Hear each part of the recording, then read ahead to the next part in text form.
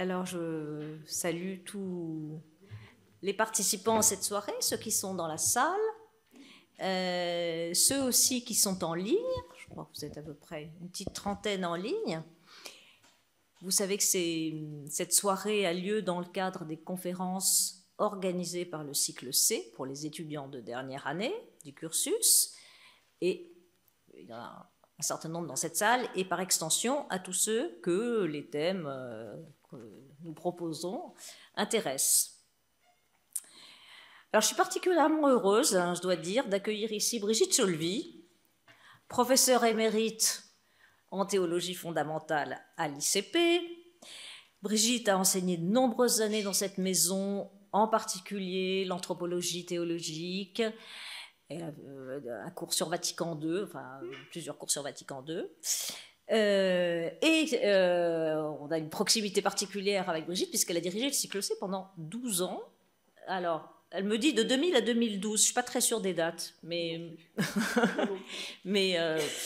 en tout cas, c'était à peu près dans ces eaux-là.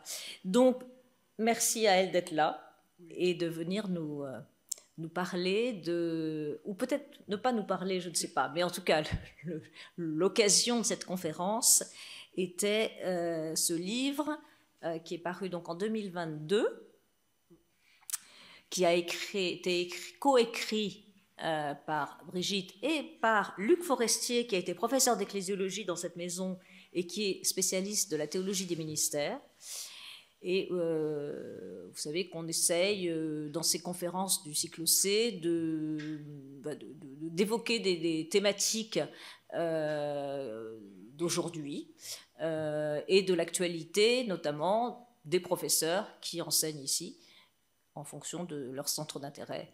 Et voilà, c'est souvent le point de départ de l'idée de faire une conférence dans ces 3 soirées que vous avez, les étudiants de l'année 8 au cycle C. Chère Brigitte, le livre que vous avez fait paraître en 2022, donc coécrit avec Luc Forestier, malgré son titre un peu anxiogène, on va dire, et en fait extrêmement stimulant, non seulement parce qu'il vient traiter de questions qui brûlent aujourd'hui, on peut le dire comme ça, mais je pense aussi pour nous tous ici théologiens, par la leçon de savoir-faire théologique que vous donnez dans ce livre. Et je m'explique un petit peu, le pari que vous avez fait, comme vous désignez vous-même votre démarche comme un pari, consiste à considérer que le Concile, de par sa volonté de dialogue avec la société de son temps, continue à fournir des ressources pour réfléchir à des questions qui ne se posaient pas à lui, qui ne se sont pas posées à lui, parce que ce n'étaient pas des questions de son époque. Et il me semble que ce que vous avez fait dans cet ouvrage, c'est un geste théologique, peut-être on pourrait dire le geste théologique par excellence, qui est celui qui consiste à réinterroger la tradition. Nous sommes théologiens tenus de prendre sur notre dos tout le sac de la tradition et de réinterroger cette tradition de manière critique pour faire émerger des ressources jusqu'alors peu repérées, parce que probablement les questions qui se posaient ne conduisaient pas à repérer tel ou tel aspect des ressources de la tradition. Et il me semble que c'est vraiment ce geste que nous apprenons à faire petit à petit tout au long du cursus que vous suivez ici. Et donc dans ce cadre-là, vous avez interrogé tous les deux des questions aussi variées que celles du genre, celle de la violence, il y a 6 questions qui ont été étudiées, celle du retour des impérialismes, celle de l'inflation du numérique, celle des ministères et celle des problématiques écologiques. Et la profondeur du propos tenu dans cet ouvrage s'appuie, c'est ça qui en fait vraiment une richesse tout à fait particulière, sur une connaissance exceptionnelle des 2 auteurs et de Vatican II, du corpus de l'événement de Vatican II, et aussi de la théologie du XXe. Donc, chère Brigitte, nous allons vous écouter pendant 1 heure et quart à peu près. Et puis, nous passerons au dialogue avec la salle. Et je remercie aussi Gwendoline Gilles d'être là. Elle est à l'écoute via le chat des questions des auditeurs en ligne et elle s'en fera le porte-voix tout à l'heure. Voilà, merci. C'est à vous. Merci beaucoup de l'accueil, de ces mots chaleureux. Bonsoir à tous, présents et en distance. Je dois dire que ce n'est pas sans émotion que je reviens au cycle C après y avoir été étudiante. Ça n'a pas été dit quand même. J'ai été étudiante au cycle C. Alors là, il ne faut pas dire l'année parce que ça serait scandaleux. Mais le cycle C existait déjà. Donc vous pouvez quand même donner une date. Bien. 69, hein, la date de création du cycle C.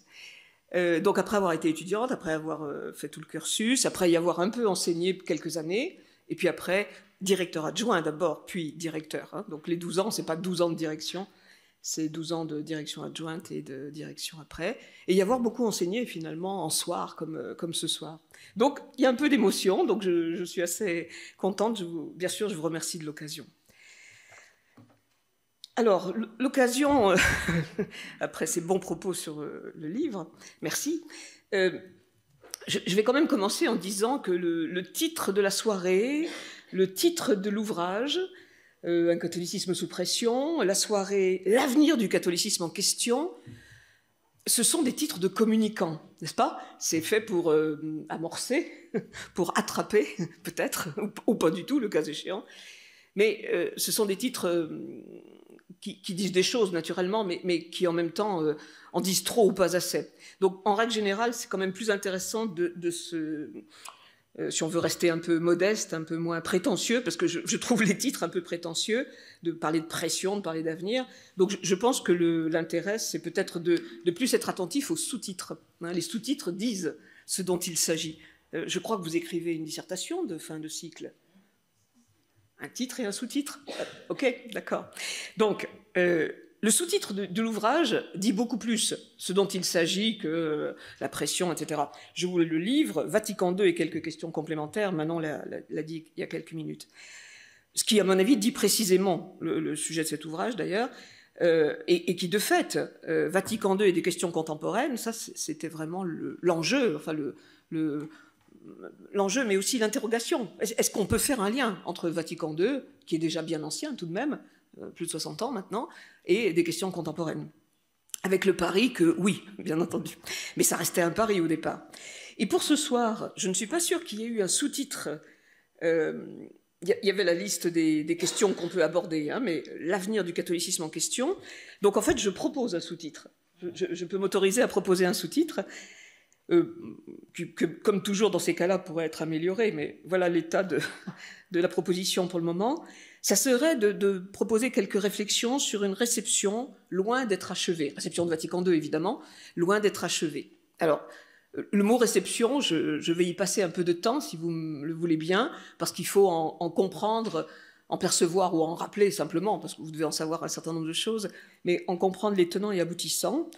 Et puis, l'autre chose qui est importante à dire dans cette proposition de sous-titre, réflexion sur une réception de Vatican II loin d'être achevée, c'est qu'il faut surtout entendre le loin d'être achevé comme quelque chose d'extrêmement positif, hein, pas du tout comme on n'en finit pas de réceptionner Vatican II et on s'en sort pas du tout. Hein. C'est au contraire, c'est pas du tout un jugement dépité, c'est plutôt une bonne nouvelle.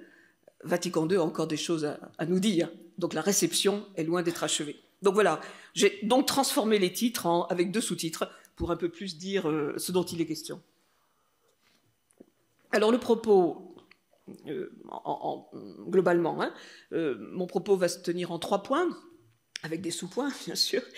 3 points qui seront, premièrement, vous proposez, vous rappelez le cas échéant, quelques éléments sur la notion de réception et sur l'histoire de la réception du Concile, Vatican II, toujours, hein, quand je dis concile, c'est Vatican II, qui sont des choses que tout le monde connaît, enfin, qui sont partagées par tout le monde, mais qui méritent peut-être d'être rappelées. Deuxièmement, en appuyant sur l'ouvrage qui a quand même déjà 1 an et demi. Donc ce genre de choses, ça prend un peu ça prend un peu d'âge. Alors j'espère que c'est comme le bon vin, voilà, ça se bonifie, mais tout de même. Donc à partir de l'ouvrage, essayer de réfléchir à quelles ressources pourrait-on, par rapport à ces questions contemporaines, qui sont évidemment urgentes et particulièrement lourdes, on comprend bien, quelles ressources on peut mobiliser, ou Vatican II mobiliserait. Et puis, parce que c'est aujourd'hui, enfin aujourd'hui, je veux dire dans la période premier semestre, disons, de 2024, je pense qu'il vaut la peine, quand on se pose la question, l'avenir, la pression, quand on se pose les questions de cette manière-là, il vaut la peine de dire quelques mots de la démarche synodale dans laquelle l'Église catholique est engagée depuis maintenant 2021 et qui a eu un moment fort, je pense, hein, enfin il faut expliquer pourquoi c'est fort, mais un moment fort avec l'Assemblée du mois d'octobre, et donc prendre ce temps de se situer et de situer la réception de Vatican II, c'est ça notre sujet, hein, la réception de Vatican II dans cet événement qui dure, hein, qui est quelque chose sur plusieurs années, vous le savez bien, de la réflexion sur la synodalité. Et peut-être que le titre très général de tout cela, c'est qu'en fait, c'est une expression qu'a employée Horman Rush, dont je dirai un mot plus tard, je le présenterai plus tard, justement à la fin de la session d'octobre, en précisant Vatican II peut être toujours aujourd'hui notre guide, voilà, le guide. Alors, à quelles conditions et comment, hein, bien entendu, et quelle compréhension ça va nous amener, quelle manière de comprendre, pardon, la tradition. Voilà, j'ai tout dit là, donc vous pouvez partir. Non, mais voilà, je vous ai donné un peu le schéma global. On va rentrer un peu dans le détail. Et donc, le premier point maintenant que je voudrais aborder, c'est essayer de donner quelques informations précision sur la notion de réception, de manière un peu introductive et un peu générale, bien sûr. Cette notion de réception, pour la préciser un peu, je pense qu'on peut donner deux jalons qui parmi beaucoup d'autres, hein, naturellement, mais qui ont du poids, me semble-t-il, et qui balisent carrément 2000 ans de christianisme. Le premier jalon, c'est la phrase de Paul, l'apôtre Paul, naturellement, dans la première épître aux Corinthiens, au chapitre 15, juste avant l'énoncé du kérygme. Paul a cette phrase déterminante pour nous tous, je pense, pour lui aussi. « Je vous ai transmis ce que j'ai moi-même reçu ». Et après, énoncé du kérygme. Mais en fait, j'aurais tendance à penser que cette partie introductive, « je vous ai transmis ce que j'ai moi-même reçu », fait déjà partie du kérygme. Ce n'est pas le kérygme lui-même, mais en fait déjà partie. Hein. C'est juste avant, en termes d'ordre des versets, mais en fait, ça appartient déjà à l'énoncé même du kérygme. Et donc, ça nous indique tout de suite une opération de cercle herméneutique, si on peut dire, mais disons, une opération entre recevoir et transmettre. Je vous ai transmis ce que j'ai moi-même reçu, on transmet ce qu'on reçoit. Et donc l'ordre est bien ce que je viens de dire, réception, transmission. Ça, c'est donc 1er aux Corinthiens, on est dans le 1er siècle, hein, dans les premières décennies. Dans les premières décennies du 1er siècle. Et puis au 20e siècle, pardon, donc vous voyez, le balisage est 1er et 20e. En 1972, donc on est à quelques années de la fin du concile, hein, 65, 72, il y a un peu de temps passé, mais c'est quand même quelques années. Yves Congar, le dominicain Yves Congar, qui a joué un rôle énorme, voilà, pour le qualifier, on va dire énorme, au concile, ça suffira, en voulant se démarquer, et très, très volontairement, hein, c'est-à-dire à la manière de Congar, très radicalement, en voulant se démarquer d'une compréhension seulement juridique de la réception, développe l'idée que la réception est une réalité ecclésiologique. C'est le titre de l'article qu'il écrit dans les RSPT, en 1972, donc, la réception comme réalité ecclésiologique. Et je vous donne tout de suite la définition, en quelque sorte, qu'il donne de cette notion théologique, hein, bien entendu, vous le comprenez, je le cite. La réception est un processus par lequel un corps ecclésial fait sienne, en vérité, une détermination qu'il ne s'est pas donnée à lui-même, en reconnaissant dans la mesure promulguée une règle qui convient à sa vie. C'est une phrase complexe, riche, mais ce qui nous importe ici, je pense, c'est de réaliser que tous les termes sont importants dans cette phrase. Un processus, donc je redis rapidement, un processus, donc c'est pas il faut maintenant, hein, on est dans un processus, il y a du temps. un corps ecclésial, donc ce n'est pas d'abord des individus, c'est d'abord les groupes de disciples, un corps ecclésial, mais les groupes très divers, hein, paroisses, mouvements, communautés, enfin les groupes, un corps ecclésial, fait sienne en vérité une détermination, on peut dire une règle, si vous voulez, hein, donc quelque chose d'assez cadré, qu'il ne s'est pas donné à lui-même, autrement dit qu'il reçoit, pour le dire plus simplement, et en reconnaissant dans cette mesure promulguée, donc dans cette détermination, dans cette règle, justement, une règle qui convient à sa vie, pour la vie, pour vivre, et pour, bien sûr, vivre bien, vivre bonnement. Hein. Si Congar a besoin en 1972 de faire un article, de défendre l'idée que la réception est une réalité ecclésiologique, c'est tout simplement parce que ça ne coule pas de source, globalement.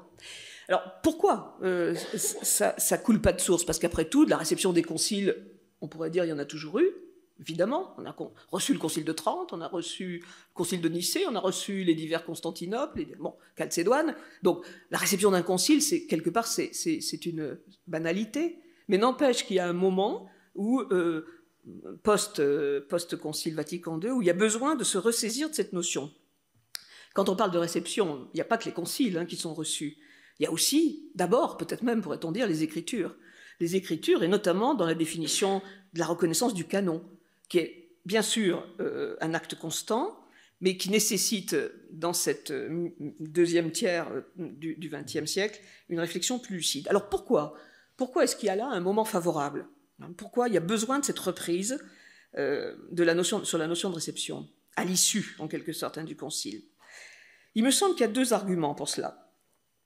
D'une part, parce que le débat est non achevé entre les différents points de vue qui ont été présentés dès le départ. Alors, on a bien idée qu'il y a minorité et majorité, hein, on a ça en tête, bien entendu, mais il n'y a pas que ça. Il y a aussi, et peut-être, de mon point de vue, c'est plus important que le débat majorité-minorité, il y a ce qu'on appelle maintenant une cassure dans la majorité.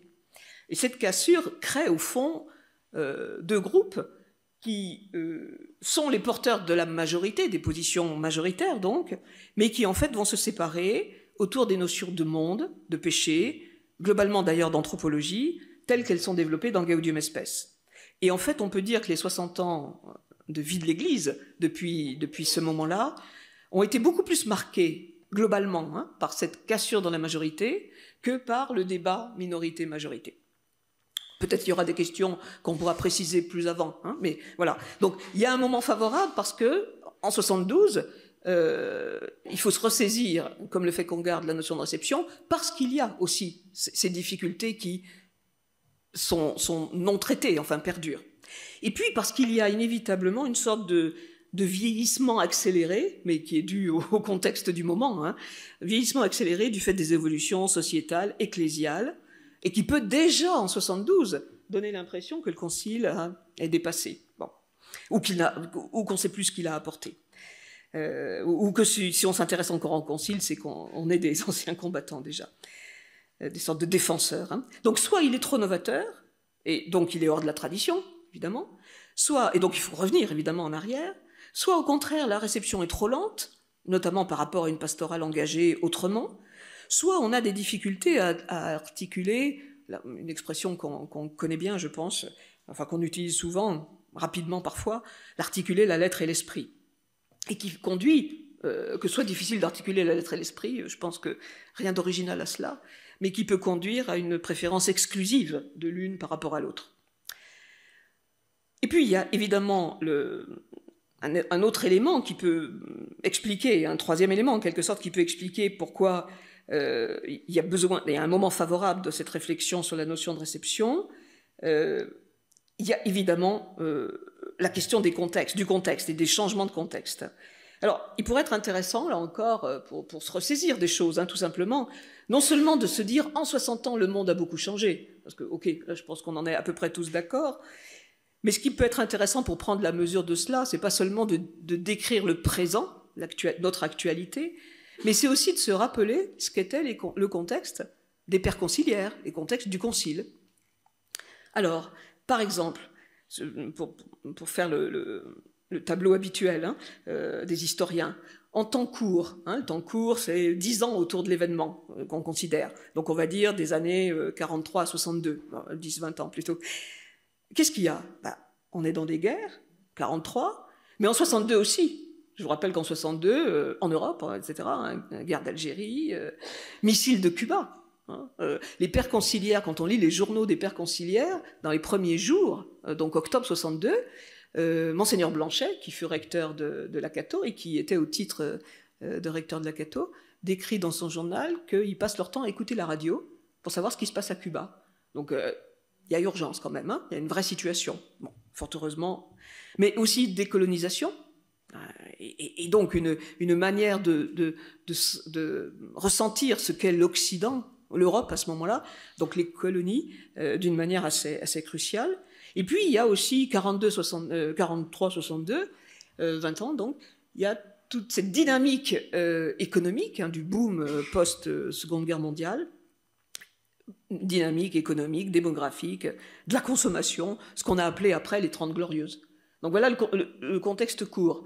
Le contexte moyen, donc on va dire sur 2 siècles, hein, bon, pour donner des dates, hein, 1789-1962, c'est en fait, ce contexte moyen, c'est la confrontation à la modernité.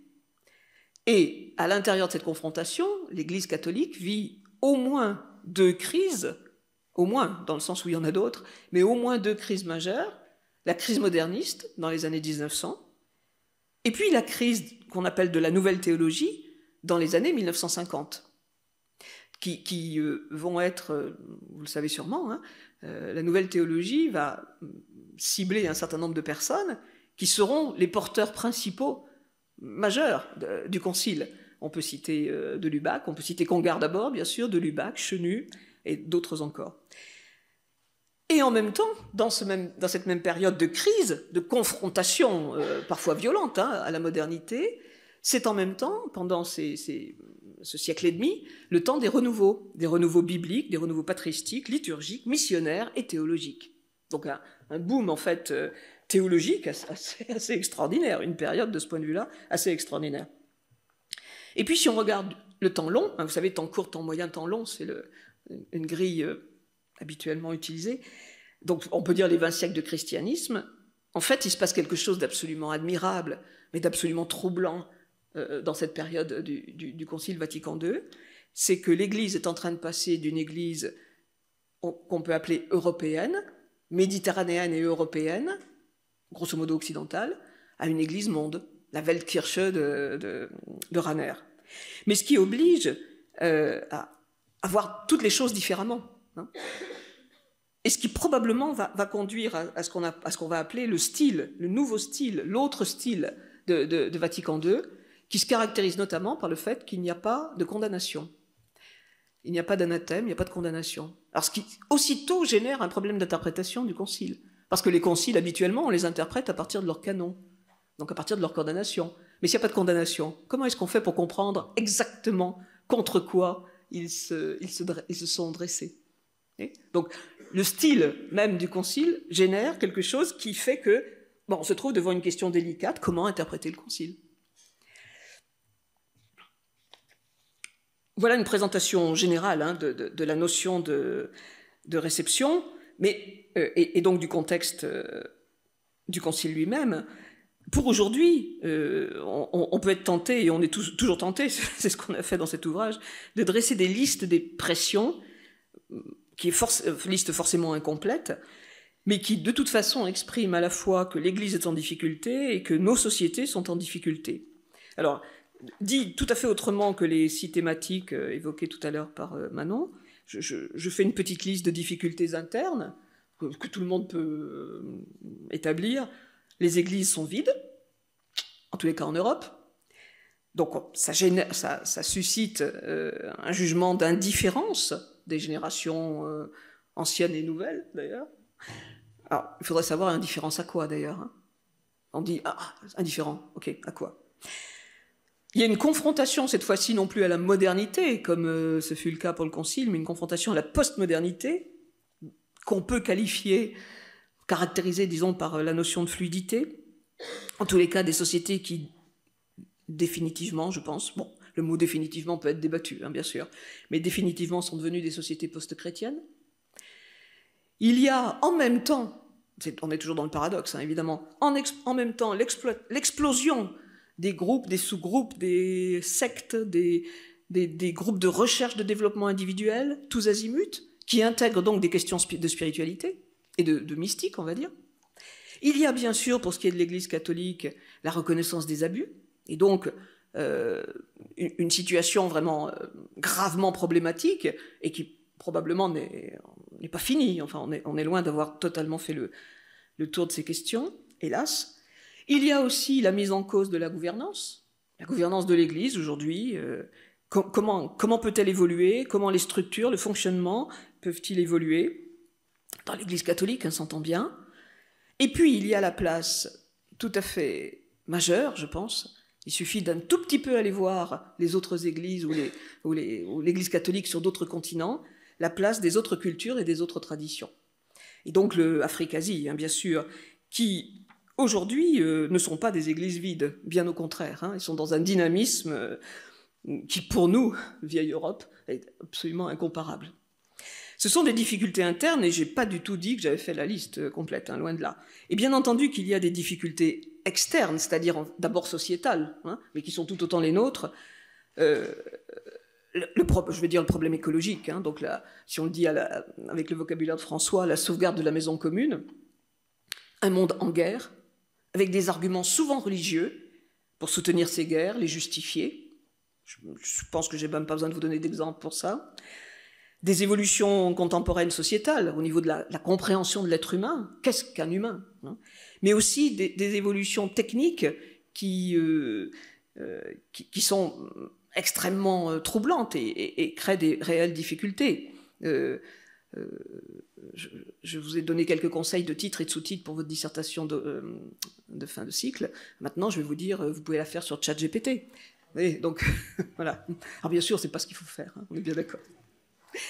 Mais voilà, est-ce que vraiment les professeurs, quand vous livrerez une dissertation faite avec ChatGPT, diront « mais non, ça c'est pas vous ». Est-ce que vraiment on pourra le dire? C'est pas du tout certain. C'est ça, le côté abyssal, c'est ça. Hein, la difficulté, elle est là. Bon. Donc des évolutions sociétales et techniques assez troublantes. Et puis à nouveau, je le redis, mais vu sous un autre angle, et pas seulement l'angle de l'Église, la place des autres pays et des nations. Alors, si on parle comme dans les journaux, le Sud global, mais des guillemets bien sûr s'imposent, qui de toute façon sont ailleurs que dans l'Occident chrétien. Pourquoi ce détour, qui j'espère n'en est pas un, par les contextes, c'est que réceptionner, recevoir quelque chose, et en l'occurrence pour ce qui nous concerne, recevoir un concile, ne se fait jamais nulle part ailleurs, donc se fait toujours à l'intérieur de contextes. Et donc réceptionner aujourd'hui, ce n'est pas ce qu'on a fait il y a 20 ans, et ce n'est pas ce qu'on fera, je pense, dans 20 ans. Donc, le problème se redouble en quelque sorte, hein, ou en tous les cas se formalise dans les contextes qui vivent de tels changements aujourd'hui, qui subissent de tels changements.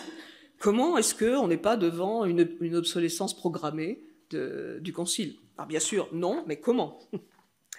Alors, comment?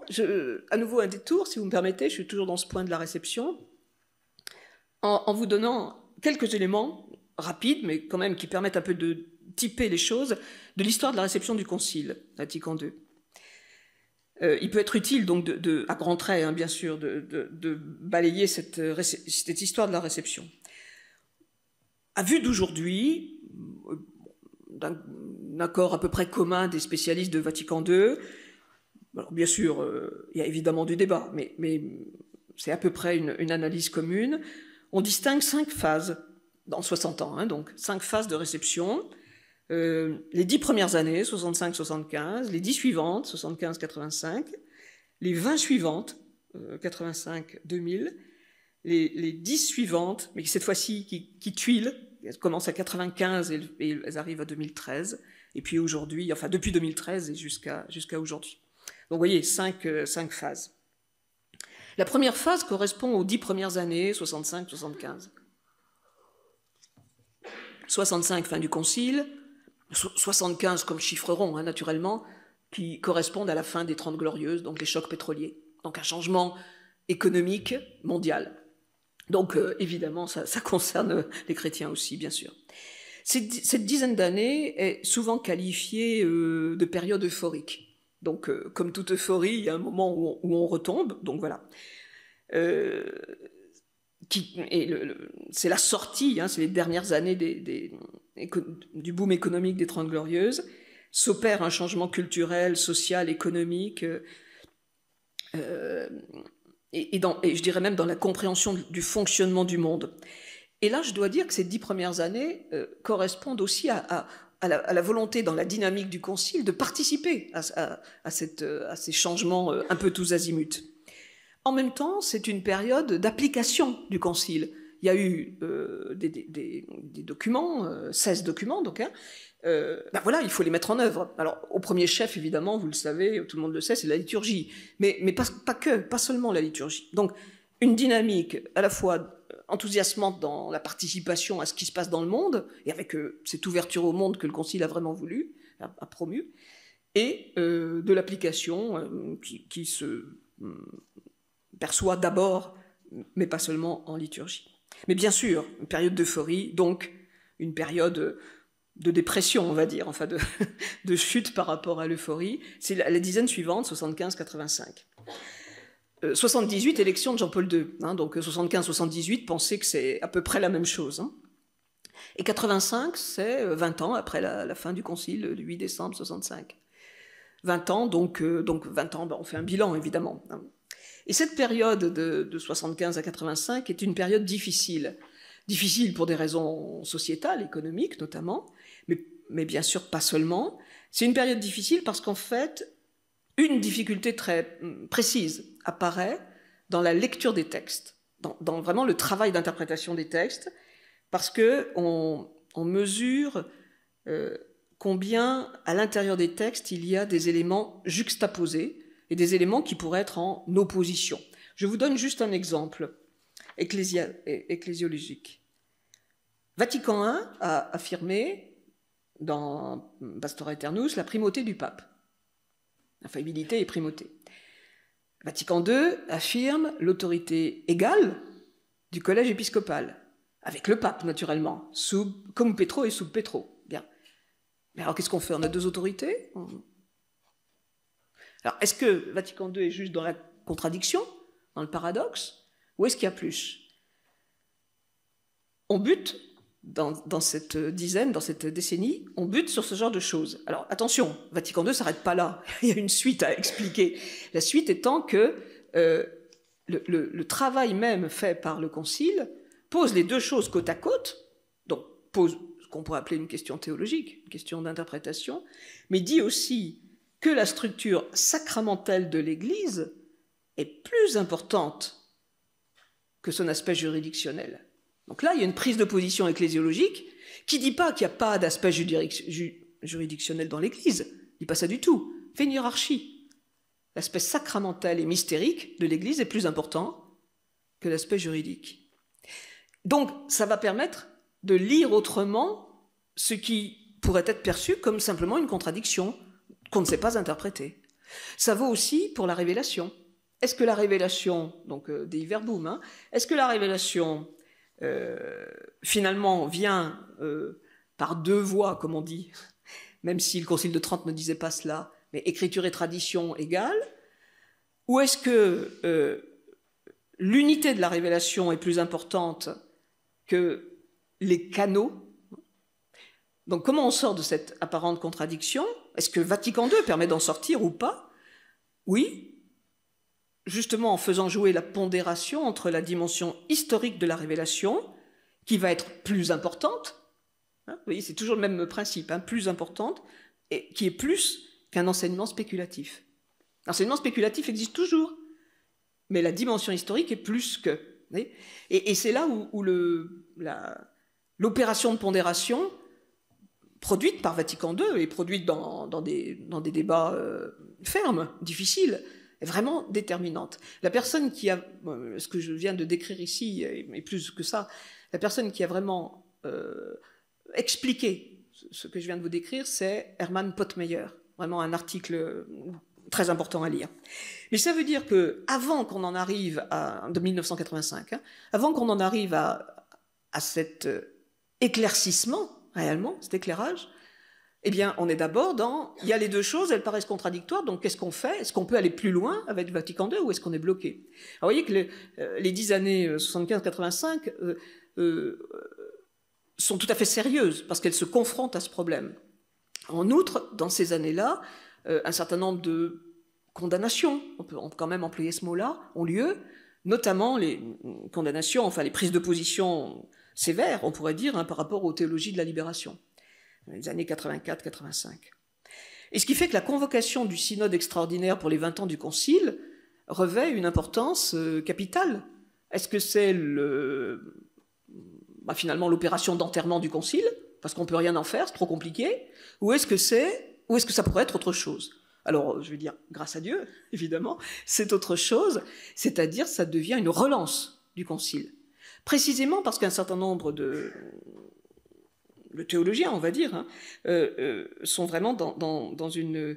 voilà, quelqu'un comme Pottmeyer sont vraiment dans un souci de mieux comprendre et mieux interpréter le Concile. Donc, cette date de 85 qui pouvait être difficile devient une relance du Concile et un basculement dans l'interprétation de Vatican II. Et alors, ce basculement est tout à fait intéressant et on le touche du doigt pratiquement, on peut dire, dans la période suivante, que je chiffre 1985-2005, c'est qu'en fait, 2005 étant l'élection de Benoît XVI, comme vous devez le savoir, c'est qu'en fait, grâce à la relance qu'a opéré le synode, on entre dans une nouvelle période, dans une période avec d'autres préoccupations.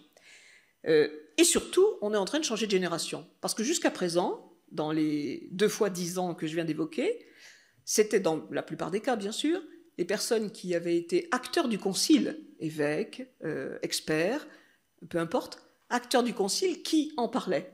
Donc en fait, ils continuaient d'en parler sous le mode de ce qu'ils savaient bien, et entre eux. On change de génération, c'est-à-dire les personnes qui vont s'occuper du concile n'ont pas été au concile. Ou si jamais ils y étaient, ils étaient comme secrétaires, ou même pas. Donc, ils ont besoin de faire l'histoire. Que s'est-il donc passé? Il faut qu'on me raconte ce qui s'est passé, j'y étais pas. Voilà. Donc on se met à faire l'histoire, et ça devient la grande œuvre, grande au sens déjà du nombre de pages et du nombre de volumes, et puis grande aussi peut-être dans sa qualité, la grande œuvre d'Alberigo et de l'école de Bologne, qui effectivement présente cette première histoire du Concile. Mais grâce à cette histoire, on voit aussi comment l'événement s'est déroulé. Grâce à ce travail historique, on voit à la fois le déroulement de l'élaboration des textes, bien sûr, le déroulement des débats et le déroulement de l'histoire elle-même. Donc, dans cette période, ce qu'on regarde du Concile, c'est son histoire. Ce ne sont plus d'abord les textes, mais c'est d'abord son histoire comme événement, bien sûr.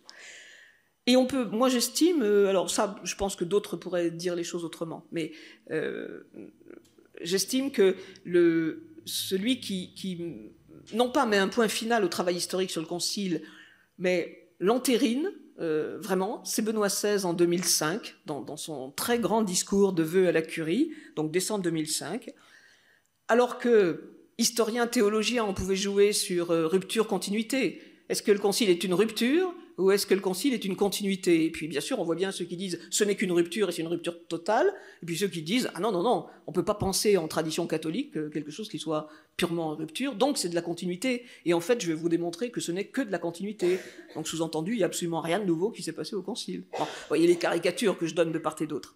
Et je pense que Benoît XVI, dans ce discours de décembre 2005, en quelque sorte... siffle la fin de la récréation et en fait dit cette chose assez magnifique, me semble-t-il, enfin qu'il faut apprécier, c'est qu'au lieu d'opposer rupture et continuité, il réintroduit en fait de cette manière-là l'idée de réforme, ce qui est quand même assez normal quand on regarde Vatican II, et il la définit, cette notion de réforme, comme, je cite, le renouveau dans la continuité. Donc surtout, n'entendons pas un jeu de mots ici. Bien sûr, on peut dire c'est un jeu de mots. Bon. Non, c'est plus malin que ça. C'est que justement, il arrive à, grâce au petit mot « dans », en fait, le mot important c'est « dans », de renouveau dans la continuité, il arrive à mettre en rapport le renouveau, c'est-à-dire la nouveauté, bien sûr, avec cette idée de continuité. Il s'est bien passé quelque chose, et le travail historique permet de découvrir ce qu'il s'est passé. Et peut-être qu'au-delà de l'histoire des textes, de l'histoire de l'événement, bon, que les historiens documentent très très bien, on en arrive aussi à découvrir ce que beaucoup aujourd'hui appellent l'apprentissage du concile. Dans le concile, il s'est passé quelque chose. Si vous avez une idée des vota, c'est-à-dire des avis, hein, qui ont été donnés par les évêques, les universités, l'Institut catholique par exemple, les congrégations religieuses, les votas donc donnés en 59-60, et puis les textes qui ont été réellement votés par les mêmes personnes qui donnaient leur vota 5 ans avant, 4 ans avant, on est dans deux mondes. Donc qu'est-ce qui s'est passé? Ils ont été manipulés? Ils sont devenus fous? Non, bien sûr, non, ni l'un ni l'autre. Il y a vraiment quelque chose qui s'est passé en termes d'apprentissage. Et donc, c'est là où on est devant réellement un événement. Ce n'est pas seulement un événement historique qu'on peut raconter, c'est un événement qui a été vécu sous mode d'apprentissage. Vous entendez que là, je dis déjà quelque chose du synode, hein, de l'Assemblée synodale d'octobre, mais je reviendrai. J'en suis à la 4e période, je pense, 95. Alors vous voyez, je reviens en 95 parce que 95, c'est les 30 ans. Et Jean-Paul II, pour les 30 ans, dit cette chose assez intéressante, hein, c'est que Gaudium et Spes, qui est l'objet du débat et de cassure dans la majorité, je vous l'ai dit tout à l'heure, hein, que Gaudium et Spes est la Magna Carta de Vatican II, donc le texte principal. Il dit ça. Il y a participé, évidemment, mais voilà. Et puis jusqu'en 2013, démission de Benoît XVI et élection de François. Et là, après ce travail historique tout à fait important, qui bien sûr a été poursuivi après par d'autres historiens et dans d'autres écoles, dans d'autres traditions historiques, hein, que simplement l'école de Bologne. Notamment, je peux citer le Latran, avec Philippe Chenot, hein, qui a vraiment un travail historique, aujourd'hui encore, sur le Concile, qui est dans d'autres perspectives épistémologiques, on peut dire, hein, que l'école de Bologne.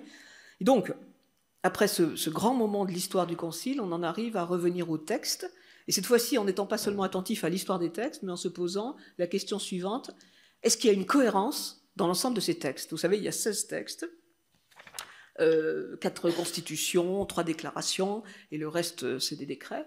Ce sont des décrets sur beaucoup de sujets, hein, le Concile a abordé beaucoup de sujets. Est-ce qu'on peut dire qu'il y a une unité du corpus, ou est-ce qu'on a 16 documents différents? Alors, bien sûr qu'on recherche une unité du corpus, hein, évidemment. Et elle va être où, cette unité? Est-ce que c'est la liturgie, parce que c'est Sacrosanctum Concilium, le premier texte? Est-ce que c'est la révélation, donc Dei Verbum? Est-ce que c'est l'Église? On dit tous, hein, c'est un concile ecclésiologique. Bon, est-ce que c'est ça? Est-ce que c'est l'unité de style? J'ai dit tout à l'heure, pas de condamnation, une manière de parler, une manière d'être en ouverture. Est-ce que c'est ça? Alors, il y a évidemment là des positions très diverses, parce qu'on est encore dans ce débat-là, hein, et donc dans cet acte de réception-là. Personnellement, tout à fait personnel, je ne suis pas tout à fait la seule à dire cela, je pense, j'espère, je pense que la question de l'ouverture aux autres, et aux autres au sens large, hein, est vraiment l'acte, le geste principal, selon moi, hein, c'est là où je prends position, du Concile. L'ouverture aux autres étant l'ouverture œcuménique, donc aux autres confessions chrétiennes, étant l'ouverture au monothéisme, et étant l'ouverture au monde. Et ça se joue à tous les niveaux, hein, cela. Bon. Alors, de 2013 à aujourd'hui, évidemment, 2013, élection de François, qui n'était pas évêque au Concile, qui n'était pas expert au Concile, qui était étudiant pendant les années du Concile. Donc voilà, c'est là où vraiment on a changé, bien que ce ne soit pas un homme très jeune, n'empêche, on a changé de génération. Et de ce fait-là, c'est tout à fait intéressant de voir comment finalement, pour lui, il y a une évidence du Concile. Autant les générations d'avant pouvaient être encore en débat, est-ce que vraiment c'est important, pas important, et qu'est-ce qui est important? Eh bien lui, il y a une évidence, ça fait partie des acquis, quoi, en quelque sorte. Je le cite dans un entretien avec le père Spadaro en 2013. Je le cite donc, « Vatican II, dit-il, fut une relecture de l'Évangile à la lumière de la culture contemporaine.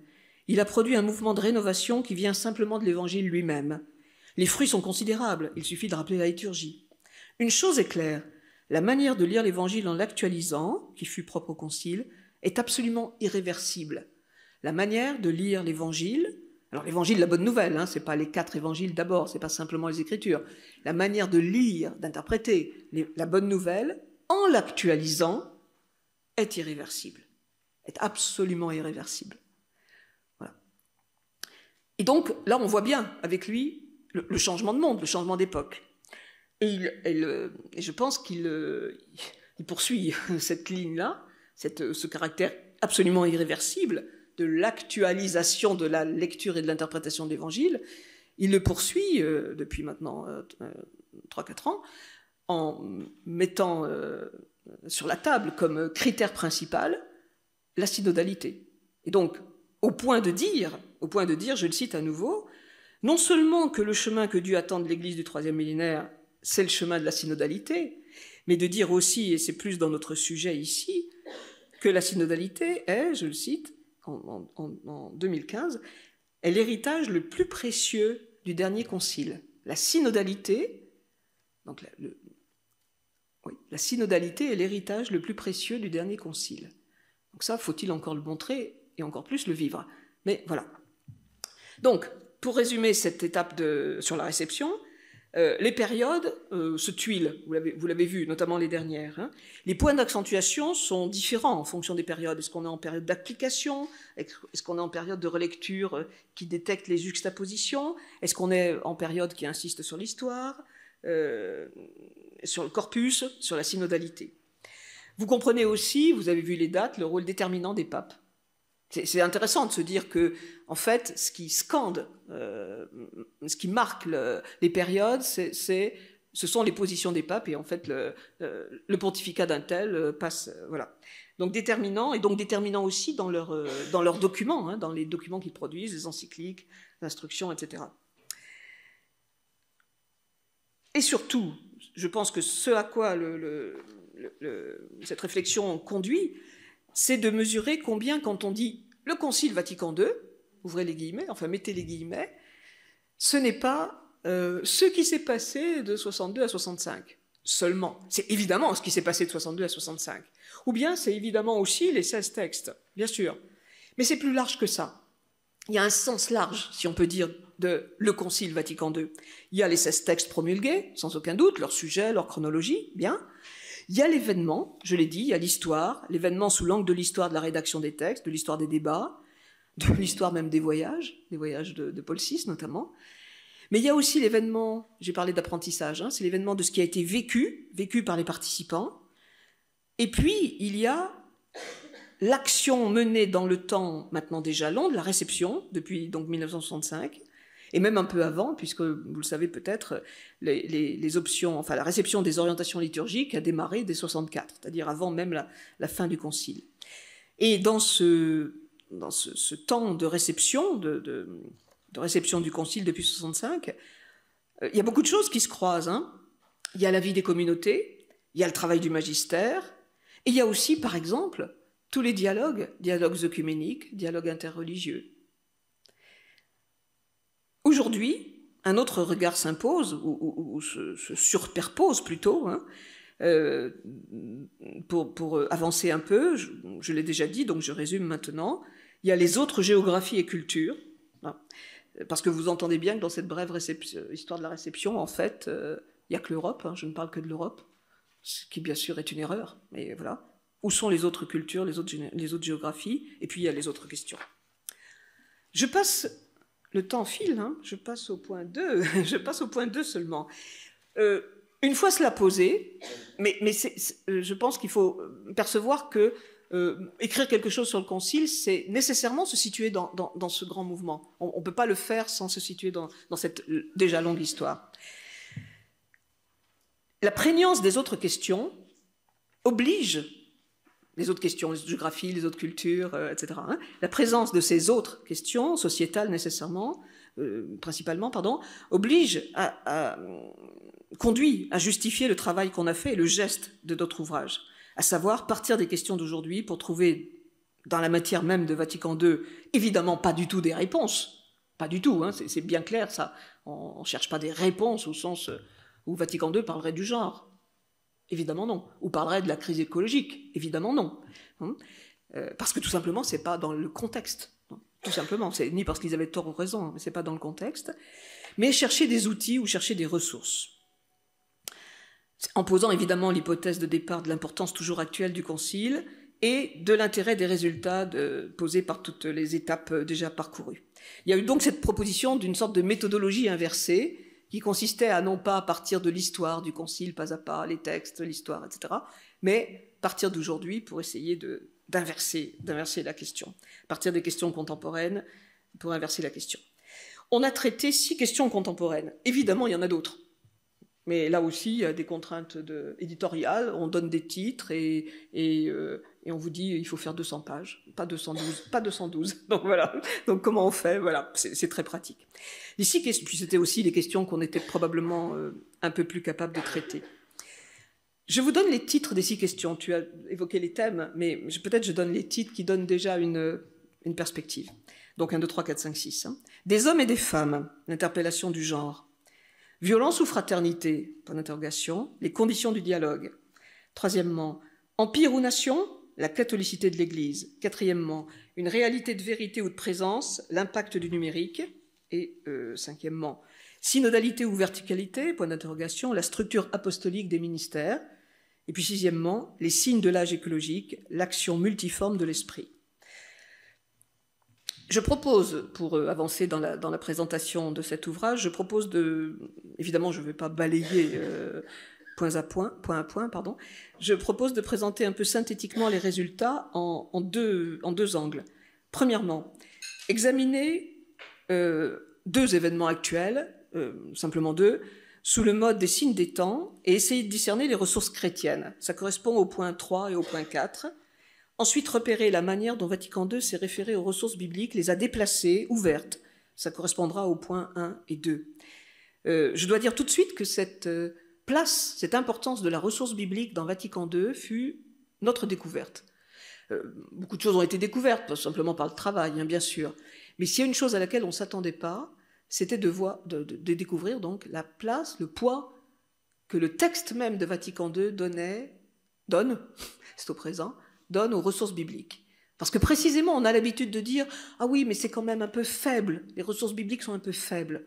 Alors non, elles ne sont pas faibles, elles sont discrètes, ça oui, c'est vrai, elles sont discrètes, mais elles sont de poids. Donc j'essaierai de vous montrer ça. J'avance donc. Ça va? Ça va? Ok. Très bien, merci. Premier point, lire les événements comme signe des temps et donc être attentif aux ressources chrétiennes. Il faut être précis, hein, il ne s'agit pas de transformer notre regard sur le monde et les sociétés, voire l'Église, en devenant optimiste. Hein. Signe des temps, il ne faut pas aussitôt ça vous fasse penser à optimisme. Pas du tout. Je ne suis pas optimiste quant au réel actuel, mais nous pouvons décider, et ce n'est pas de l'optimisme, c'est une décision, hein, nous pouvons décider de mettre en œuvre notre capacité à lire les signes des temps, c'est-à-dire notre capacité d'ouverture du regard et de conversion de ce même regard. Nous ne sommes pas particulièrement capables de faire des choses exceptionnelles, mais comme en 2013, le pape François le précisait, dans sa manière de penser l'Esprit Saint, comme moteur de la transformation, conversion, et qu'il appelait évidemment de ses vœux. Il estimait donc en 2015, dans Evangelii Gaudium, je le cite, qu'il invitait les uns et les autres à confesser que le Saint-Esprit agit en tous, et que cela implique de reconnaître qu'il cherche à pénétrer dans chaque situation humaine et dans tous les liens sociaux. L'Esprit Saint possède, disait-il donc, une imagination infinie, précisément l'Esprit divin, qui sait dénouer les nœuds les plus complexes et les plus inextricables de l'histoire humaine. Donc, lire les signes des temps, c'est pas dire on va regarder le monde et puis finalement voir les choses de manière optimiste ou positive. C'est confesser, c'est le seul moyen que ce soit réel, hein. C'est affirmer dans la foi que l'Esprit Saint est à l'œuvre. Et que l'Esprit Saint à l'œuvre, c'est être capable de repérer, de croire d'abord et de repérer aussi qu'il sait dénouer les nœuds les plus complexes et les plus inextricables de l'histoire humaine. Donc c'est un acte de foi de lire les signes des temps, hein. C'est ça que ça veut dire. Nous avons un précédent dans la manière de lire les signes des temps, vous le connaissez probablement, hein, c'est Marie-Dominique Chenu, qui décide en 1937, la date est tout à fait importante, en bon dominicain, d'être attentif aux lieux théologiques, mais de repérer aussi ce qu'il appelle les lieux théologiques en acte. Et les lieux théologiques en acte vont être une brève liste de 6 événements de l'actualité des années 37 qui retiennent son attention et dont il estime qu'ils sont porteurs d'avenir pour le monde, pour l'Église. Et qui pourtant, ces événements pourraient tout aussi bien être perçus comme des désastres. Et sont perçus par certains, en 1937, comme des désastres. Je vous donne juste la liste. Donc, c'est dans une école de théologie, le Sauchoir, hein, texte de 1937, réédité après. L'expansion missionnaire, qui doit permettre de comprendre que le colonialisme est périmé. 1937, hein, il écrit ça. Le pluralisme des civilisations humaines, qui doit permettre de sentir la souplesse divine de la grâce. Je le cite, hein. Les grandeurs originales de l'Orient, qui doivent permettre de sortir d'un latinisme occidental. Latinisme. L'appétit d'union, qui permet de rendre témoignage à l'Ecclesia Una Sancta. Donc pas l'Église catholique romaine, hein, l'Église sainte du Christ, l'Ecclesia Una Sancta. La fermentation sociale, 1937 là encore, qui, grâce à l'accès des masses laborieuses à la vie publique, peut permettre de comprendre autrement le travail, la condition humaine, et qui doit permettre d'entendre l'importance, vous me permettez, hein, l'importance du communisme. Il ne dit pas que le communisme c'est bien, il dit qu'il y a une importance dont il faut prendre acte et comprendre. L'Église militante, et là, bon, c'est l'action catholique hein, dans ces années-là, mais en fait ça revient à dire la place des laïcs. 1937, Chenu, nous avons ici un spécialiste de Chenu, donc je vais m'arrêter là. 1937, Chenu établit cette liste et l'argumente, hein, bien sûr, en montrant combien on peut regarder le réel de son moment, qui n'est pas du tout un réel enthousiasmant, hein, 1937 tout de même, mais on peut regarder le réel de son moment en y voyant l'œuvre de Dieu en acte, hein, l'œuvre de Dieu et l'œuvre de l'Esprit. De fait, notre table des matières peut être regardée comme une liste de problèmes inextricables. Je le reprends. Le genre, la violence, les empires, le numérique, la verticalité, l'écologie. Liste de problèmes dont on ne sait pas quoi faire. Enfin, franchement, on est devant ça et les bras nous en tombent. Tous, je crois. Hein. Mais cette liste de problèmes, inextricables, on peut aussi la lire comme une liste de signes des temps. Mais vous venez de comprendre un peu ce que j'appelais signes des temps. Pas du tout des choses positives, mais des signes des temps par rapport auxquels on peut se positionner, faire un travail d'interprétation, pas chercher des solutions, et en tous les cas, pas des solutions qui excèdent largement peut-être l'Église, mais des manières d'être et peut-être des ressources chrétiennes. Pour ce faire, je vais prendre le 3 et le 4. Le 3, c'est la question empire ou nation. Tu as parlé d'impérialisme hein, tout à l'heure, ça va très bien. Et la proposition qui est faite, elle est dans le titre, hein, la catholicité de l'Église. Et puis le 4, qui réfléchit sur l'impact du numérique, donc la virtualité, et qui pose la question, est-ce qu'on est devant une réalité de vérité plurielle ou de présence? Voilà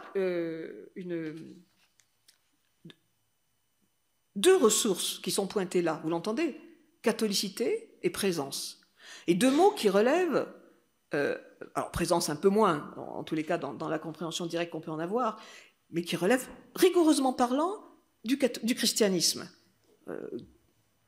Et ces deux mots, qui sous-entendent des ressources, qui sous-entendent en fait, très précisément, notre expérience de la catholicité, notre chrétien, nous les chrétiens, hein, c'est ça que je veux dire, notre expérience de la catholicité, notre expérience de la présence, peuvent être des ressources, des outils. Entendons-nous bien, c'est pas parce qu'on serait chrétien qu'on serait capable de solutionner, hein, de trouver des solutions aux questions géopolitiques de la violence, ou aux questions liées au numérique ou à l'intelligence artificielle, puisque c'est ça les deux points d'entrée. En revanche, comme chrétiens, nous avons, si on veut bien y réfléchir, se donner la peine d'y réfléchir, une expérience que personne, au sens collectif et communautaire hein, du mot, personne d'autre n'a sur la catholicité et personne d'autre n'a sur la présence. Autrement dit, la suggestion n'est pas de prétendre solutionner de très graves questions, qui sont mondiales hein, naturellement, mais peut-être de réfléchir à des outils, j'ai dit ressources, hein, des outils qui pourraient être à apporter à nos contemporains de manière réfléchie, bien sûr, mais qui soient ni polémique ni surplombante. Je vais juste prendre le cas de la présence, et je lis la page 124. Voilà, je vous donne la référence. Donc évidemment, une analyse des conditions modernes, postmodernes des sciences et techniques, qui donc conduit, tout le monde peut le dire, à un contexte actuel de virtualisation du réel. Et grâce à cette expérience plus particulièrement catholique d'ailleurs de la présence, de l'objet théologique présence, est-ce qu'on ne peut pas faire un pas de plus? D'où une réflexion, vous voyez, qui n'est pas sur le numérique en tant que tel, mais qui devient, enfin, qui est sur un objet qui pourrait être, pas en vis-à-vis, mais en dialogue. Quelques questions. Que signifie pour nous être présent? Que signifie pour les chrétiens la présence? La présence peut-être grand P, P majuscule. Que signifie la forme christique qui peut permettre d'engager cette réflexion sur la présence? Il me semble que la forme christique qui permet de réfléchir quelque chose, c'est l'événement de l'Ascension. Vous voyez, vous attendiez à ce que je parle de l'Eucharistie? Non, je vous parle de l'Ascension. Mais c'est bien que vous attendiez à ça et que ce ne soit pas ça. L'Ascension, c'est quoi? C'est à la fois le triomphe du Christ, monté au ciel, roi de la création, mais c'est aussi le triomphe de l'humanité, assise à la droite du Père. Car le crucifié et ressuscité fait siéger dans la gloire la nature corruptible, comme le proclame la liturgie. C'est pas moi qui suis en train d'inventer ça. Mais l'Ascension exprime aussi la disparition visible du Christ ressuscité, qui a bel et bien quitté la terre. Si présence il y a, elle est tout l'inverse d'une présence saturante, pleine, comblante, saturante. On parlera plutôt d'une présence-absence, avec un petit tiret entre les deux, pour dire que c'est une présence discrète, comme une trace, à chercher sans cesse dans des signes qui justement n'ont pas d'évidence. Nous avons donc la chance, autrement dit la grâce, de vivre une expérience de la présence très particulière, qui peut nous aider dans notre compréhension du monde postmoderne virtuel, voire qui pourrait aider ce monde. Dans les deux flèches, c'est Gaudium Spes 44. L'aide que l'Église reçoit du monde, l'aide que l'Église apporte au monde, qui peut donc nous aider et aider le monde dans sa compréhension de la présence requise pour toute vie humaine, y compris quand une bonne partie de cette vie humaine se déroule dans un environnement virtuel, ce qui est notre cas, évidemment. Vous entendez l'ordinateur qui parle? Donc, catholicité, qui bien sûr, vous le savez, est tout sauf universalisme, et même universalité, c'est autre chose. Catholicité, présence, voilà des objets qu'on peut qualifier de théologiques, des objets proprement chrétiens, et c'est deux exemples dans une liste qui pourrait être bien plus longue, qui peuvent être pensés, non pas comme critique et confrontation des situations évoquées, mais comme outils qui peuvent apporter des éléments de réflexion. Je vous invite, si nous en avons le courage, je viens de dire, si nous avons le courage de les penser, je vous invite à cet égard à regarder la dernière publication du groupe des Dombes en décembre, pas de cette année, mais de 23. Le groupe des Dombes donc, a publié un ouvrage qui s'appelle « De toutes les nations », donc citation biblique bien sûr, point de suspension, pour la catholicité des églises. Le groupe des Dombes étant un groupe œcuménique catholique protestant, vous savez. Avec donc cette proposition de conversion finale, la démarche du groupe des Dombes, c'est toujours à la fin, après un travail historique, biblique, de faire des propositions de conversion aux églises, au pluriel bien sûr. Donc avec cette proposition de conversion qui est intitulée, j'ouvre les guillemets et je cite, « Pour une catholicité réformée ». Si nous avons le courage de penser les objets théologiques que nous avons, il est fort possible que, face à des situations qui évidemment excèdent largement l'Église, c'est l'exemple de l'expérience de la catholicité, c'est l'exemple de l'expérience de la présence, j'ai donné ces deux exemples, qui peuvent nous aider, et peuvent aider peut-être nos contemporains à penser telle ou telle situation particulière. Donc vous voyez, l'inversion, c'est aussi pas de vouloir savoir et expliquer aux autres ce qu'il en est de la géopolitique, du numérique, de l'informatique. Alors, il y a des gens spécialistes, naturellement, donc c'est leur métier aussi d'être capable de faire ça, et très très bien. Mais de mobiliser des outils, que j'appelle ressources, des outils théologiques, qui peuvent peut-être se mettre en vis-à-vis. Deuxième point que je voudrais développer maintenant, donc vous voyez que je donne deux exemples, mais il pourrait y en avoir, enfin il y en a d'autres évidemment, il pourrait y en avoir encore plus. Outre donc ces deux exemples de ressources qui sont au sens propre chrétienne, vous l'avez compris, pour qu'elles fassent sens, il importe donc de les penser, et de les penser pas sous le mode d'un retour à l'origine, Autrefois, la catholicité, c'était tellement bien. Autrefois, notre compréhension de la présence était tellement bien. Là c'est mauvaise pioche, hein, c'est la mauvaise manière de faire. Il faut bien les penser dynamiquement avec la confrontation avec la situation réelle qui nous concerne et qui peut nous concerner sous pression. Mais, je l'ai dit tout à l'heure déjà, la méthode choisie, le travail qu'on a fait a révélé de manière tout à fait imprévue et donc tout à fait passionnante l'importance des éléments bibliques, hein, des choses nouvelles qui sont pourtant contenues dans le corpus, et donc en l'occurrence on n'a pas inventé, on a simplement un tout petit peu changé l'œil et changé la focus. La place que la matrice biblique occupe et finalement qui est si présente finalement, nous semble, alors c'est objet de débat hein, naturellement, mais nous semble un des apports majeurs du Concile. Ce qui d'ailleurs, je pense, rejoint une manière de faire de la théologie pour aujourd'hui. La place de la Bible dans l'effort, hein, la théologie, l'effort de penser la foi, l'intelligence de la foi, la place de la ressource biblique me semble devoir être de plus en plus déterminante et de plus en plus significative, sans quitter jamais la source biblique, en étant toujours nourri, toujours interpellé et, si possible, toujours déplacé par cette ressource biblique. Deux dossiers peuvent être évoqués à cet égard. C'est les deux premiers dossiers, celui qui porte sur la question anthropologique du genre et celui de géopolitique sur la violence. Là encore, il faut bien se comprendre, hein, il ne s'agit pas de prétendre que l'apport biblique suffirait pour résoudre, guillemets bien sûr, telle ou telle question contemporaine. Pas plus que Vatican II, la Bible n'a de solution, ne parle pas du genre d'ailleurs en tant que tel, et n'a de solution à apporter toute faite. Hein, et ne parle pas non plus d'ailleurs de la violence religieuse dans un contexte de sécularisation, évidemment.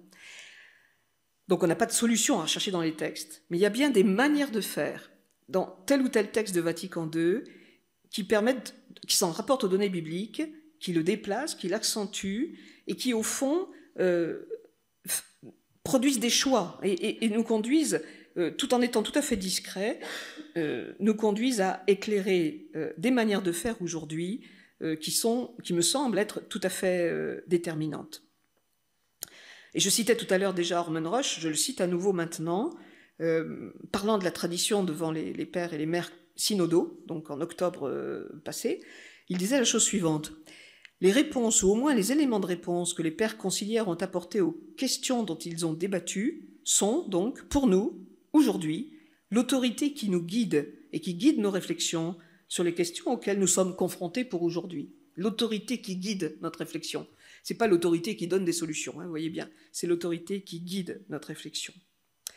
Donc sur ces deux questions, mais peut-être je ne vais en aborder qu'une, pour être à peu près calé dans le temps, je vais aborder la question du genre, pour essayer de voir comment, certes, Vatican II n'en parle pas, certes, la Bible n'en parle pas sous le mode de la question qui nous occupe aujourd'hui, la question sociétale qui nous occupe, mais n'y a-t-il pas des ressources qui pourraient être intéressantes ? Même d'ailleurs la question de la place des femmes, ça a beaucoup à voir hein, en matière d'église. La question du genre, la question de la place des femmes dans l'église n'est pas directement examinée par Vatican II. Ce n'est pas le problème encore à ce moment-là. Hein. C'est pas plus d'ailleurs, je pense, sociétalement quelque chose qui soit mis en exergue à ce moment-là.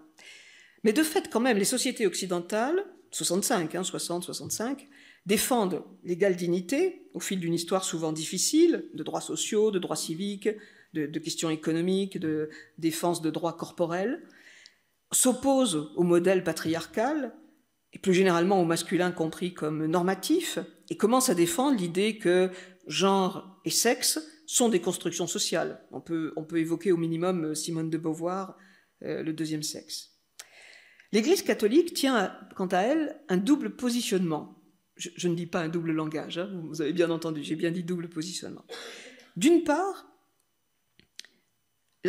l'Église catholique au XXe siècle, l'absence complète de remise en cause des remarquables, et je pèse mes mots, hein, des remarquables changements introduits au 1er siècle par rapport aux cultures méditerranéennes. Je cite, la monogamie, la qualité donnée à la virginité, l'indissolubilité du mariage. Dans les premiers siècles, ce sont des inventions, et des inventions libérantes. On peut les vivre, enfin on peut les estimer contraignantes aujourd'hui, mais essayons quand même de nous souvenir que ce sont des inventions libérantes. Et surtout, la parfaite égalité devant le baptême.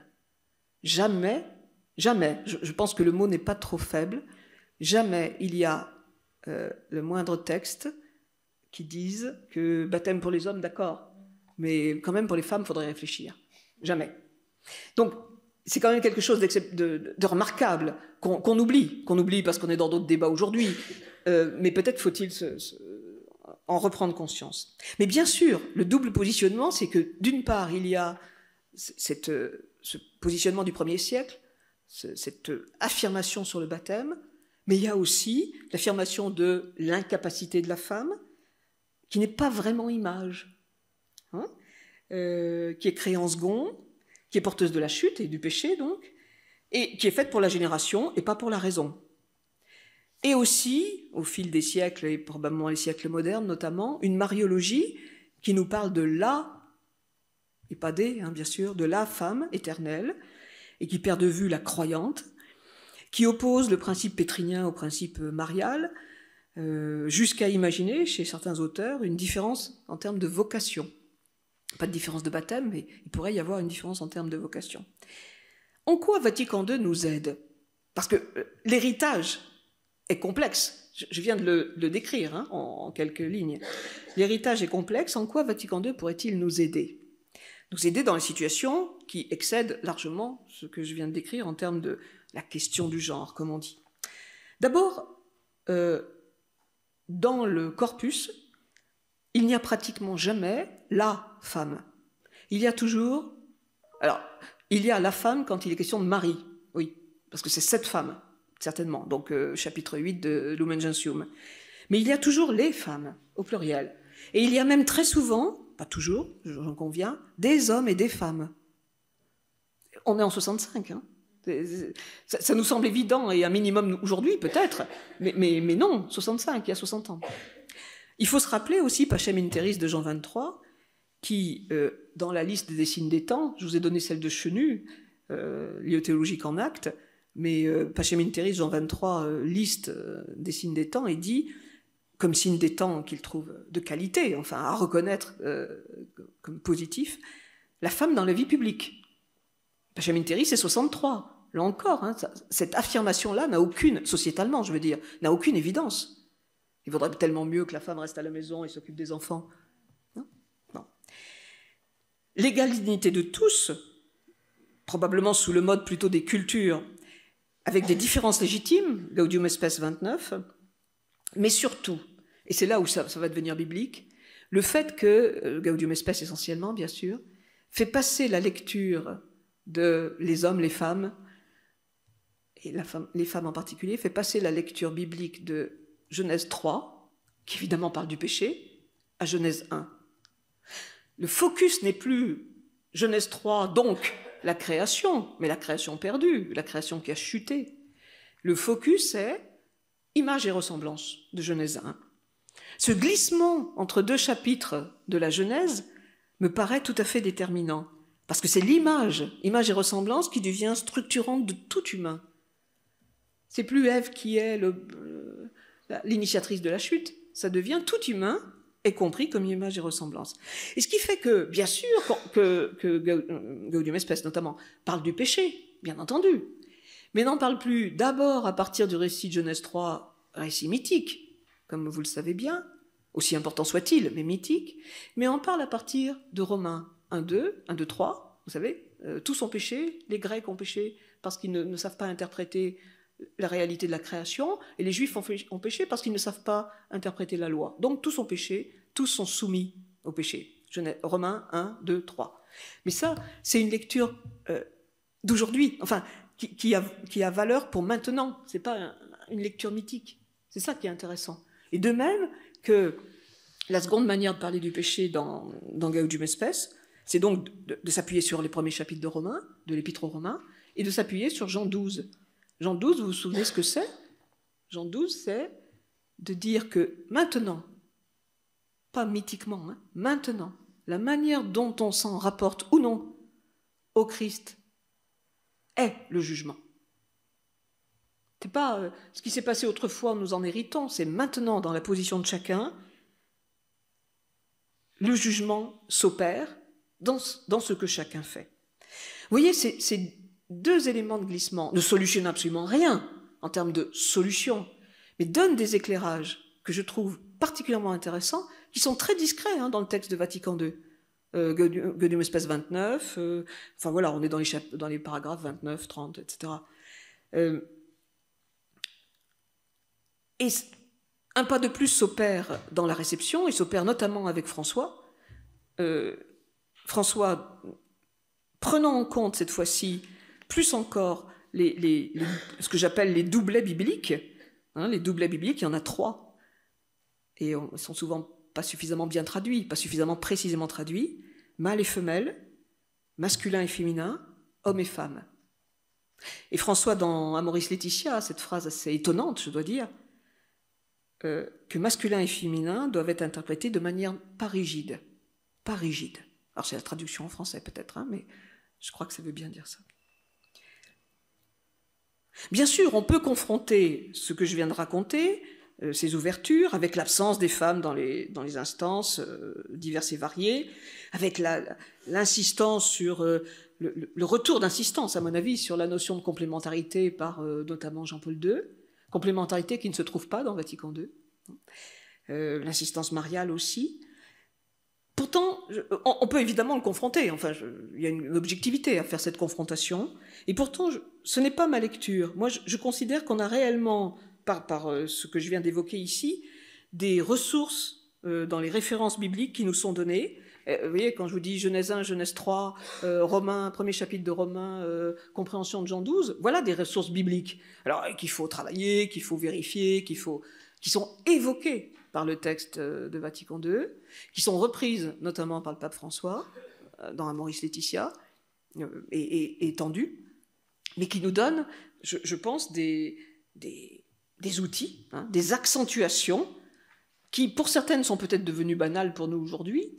Évidemment qu'on parle de l'être humain comme image, mais le moment où on bascule à parler de poussière et cendre, pécheur, à image d'abord, pourtant pécheur aussi, mais image d'abord, ça c'est un basculement extraordinaire qu'opèrent les pères conciliaires.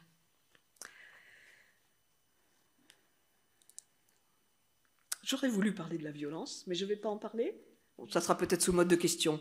Parce que je voudrais dire quelques mots sur le synode. Voilà, exactement, sur la synodalité, le synode sur la synodalité. Donc, je saute, si vous me permettez, le point que j'aurais voulu évoquer sur la question de la violence. Vous le lirez dans le livre, voilà, on va dire ça comme ça. Qui évoque... enfin, non, je le dis quand même en un mot, parce que c'est quand même très, très important. La violence, donc. Est-ce que la violence vient d'abord des monothéismes? Voilà la question que vous trouvez dans tous les journaux aujourd'hui, à peu près. Alors, bien sûr, on peut la trancher assez vite, mais elle est là. Elle est culturellement et sociétalement présente, cette question-là. Donc, on l'entend. Et puis, peut-être on peut se la poser soi-même, le cas échéant. Nostra Aetate, déclaration, donc, sur le dialogue avec les autres religions. Nostra Aetate commence en deux, donc presque commence, par une citation d'Acte 17. Acte 17, c'est Paul à Athènes. Ça va? Bon. C'est tout à fait étonnant que Nostra Aetate commence de cette manière-là, parce que c'est le moyen, en quelque sorte, de montrer, d'affirmer tout de suite, Paul à Athènes, d'affirmer tout de suite la place de la foi chrétienne dans l'espace public. Parce que être à l'aréopage, c'est être dans l'espace public grec. Et c'est bien pour ça d'ailleurs qu'il doit justifier, expliquer ce dont il s'agit dans cette histoire de foi chrétienne. Et ce qui est intéressant, alors c'est ça que je ne vais pas faire, si vous me permettez, mais vous pouvez le faire, c'est facile à trouver. Ce qui est intéressant, c'est de repérer comment successivement les papes vont utiliser et compléter et déployer cette compréhension de la foi chrétienne dans l'espace public. Dialogue chez Paul VI, liberté politique chez Jean-Paul II, prise en compte de la raison chez Benoît XVI, fraternité chez François. Là, je vous jette les choses comme ça. Mais ce qui est également intéressant, et c'est là où, à mon avis, Vatican II est puissant, et y compris spirituellement puissant, ce qui saute pas aux yeux quand on lit ou quand on connaît Vatican II. Ce qui est extrêmement puissant aussi, c'est que ce soit acte 17, parce que acte 17, comme vous le savez, ça finit mal. Ça finit mal au sens où Paul, on lui dit on t'écoutera une autre fois. Bon. Alors bien sûr, les gens qui veulent être optimistes vont dire oui, mais il y en a 2-3 qui le suivent, hein, il y a Damary. Vous avez raison, le texte dit bien cela. Mais n'empêche que la compréhension même de l'événement christique de la résurrection n'est pas compris. Et non seulement n'est pas compris, mais est repoussé. Donc ça veut dire que citer acte 17, c'est aussi intégrer dans cette réflexion sur le dialogue avec les autres religions le fait de l'échec. Ça, je trouve ça extrêmement puissant. J'arrête sur ce point-là et j'en viens au synode, sur la synodalité. Je pense qu'il y a quelques éléments d'analyse de cet événement récent qui peuvent vraiment être importants à évoquer et pour le comprendre comme un acte de réception de Vatican II. Alors, vous le savez, depuis 2021 jusque probablement octobre de cette année, on est dans ce travail long qui se joue à beaucoup de niveaux, locaux, diocésains, nationaux, continentaux, mondiaux, et qui est dit être, c'est François en tous les cas qui le dit, l'héritage le plus précieux, la synodalité, donc l'héritage le plus précieux du Concile. Alors, je voudrais juste, pour essayer de comprendre cela, donner trois éléments, et après j'aurai fini. 3 éléments, le premier en tous les cas, c'est le travail qui s'opère dans cette démarche synodale d'une manière nouvelle, enfin réancrée plutôt que nouvelle, de comprendre la tradition et la tradition vivante. C'est ce qu'a admirablement exprimé, je pense, admirablement, Hormone Rush, voilà j'y arrive, à l'occasion de son discours le 23 octobre, donc qui était la dernière semaine de la réunion synodale, et qui était la semaine où il était question de voter le rapport de synthèse pour les pères et les mères synodaux. Hormone Rush soutient le travail des uns et des autres en considérant, en rappelant en tous les cas ce qu'il considère comme un élément majeur du Concile, en invitant à comprendre la tradition comme, je le cite ici, processus dynamique et historique, et à la regarder avec une conscience historique. À l'image du discernement opéré par la communauté de Jérusalem, tel que Acte 15 le décrit, à savoir une décision sur laquelle Jésus ne s'était pas prononcé. Qu'est-ce qu'on fait des païens? Est-ce qu'ils doivent devenir juifs pour devenir chrétiens, ou est-ce qu'ils peuvent, de païens, devenir chrétiens? Jésus ne s'est jamais prononcé là-dessus. Donc comment on décide là-dessus? Donc il faut adapter, il faut inventer. Donc à l'image de cette situation décrite dans Acte 15, les pères et mères synodaux ont été invités à penser la mission de l'Église justement dans cet effort d'adaptation, ce travail d'adaptation comparable, et à penser également à se rappeler, et Rush le fait très bien, à se rappeler la dimension toujours en croissance de la tradition. Je vais devoir m'arrêter là, je crois.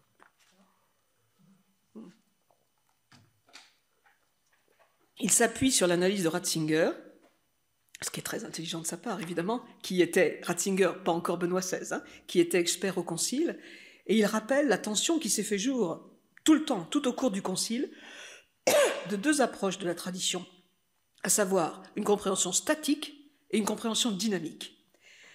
La première est légaliste, anhistorique, alors que la seconde est, c'est les mots de Ratzinger, repris par Rush, personnaliste, sacramentelle et enracinée dans l'histoire. Il doit être interprété avec une conscience historique. La première tend à se concentrer sur le passé, la seconde à voir le passé se réaliser dans le présent et en étant ouverte à l'avenir. L'analyse de Rush consiste à pointer que le débat de fond qui habitait les travaux du synode d'octobre est en fait un débat difficile avec la notion de tradition, et Rush dit, en s'adressant aux pères et aux mères synodaux, à la lumière de votre amour de la vérité.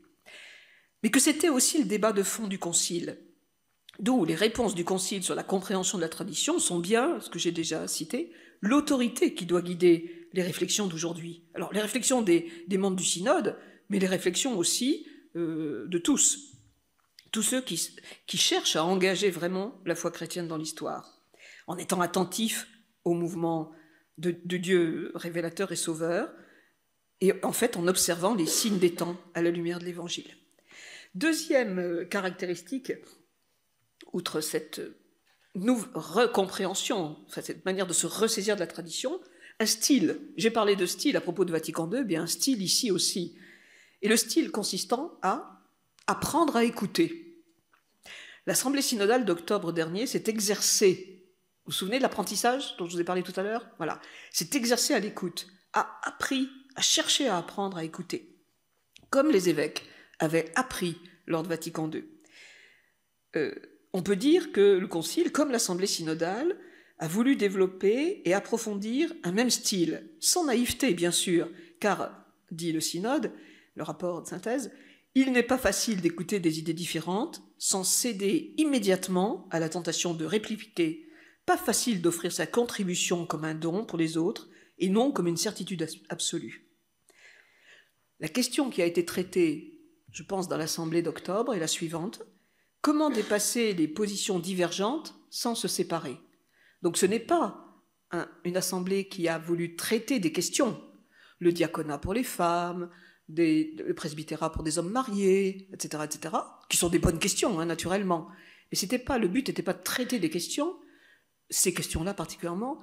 Le but était de penser et d'expérimenter une méthode qui permette de dépasser les positions divergentes, ou du moins constater les positions divergentes sans se séparer, et d'arriver, si possible, à un consensus. Donc le thème, c'était bien comment discerner ensemble, et non pas quoi décider, pour le moment en tous les cas, sur tel ou tel sujet.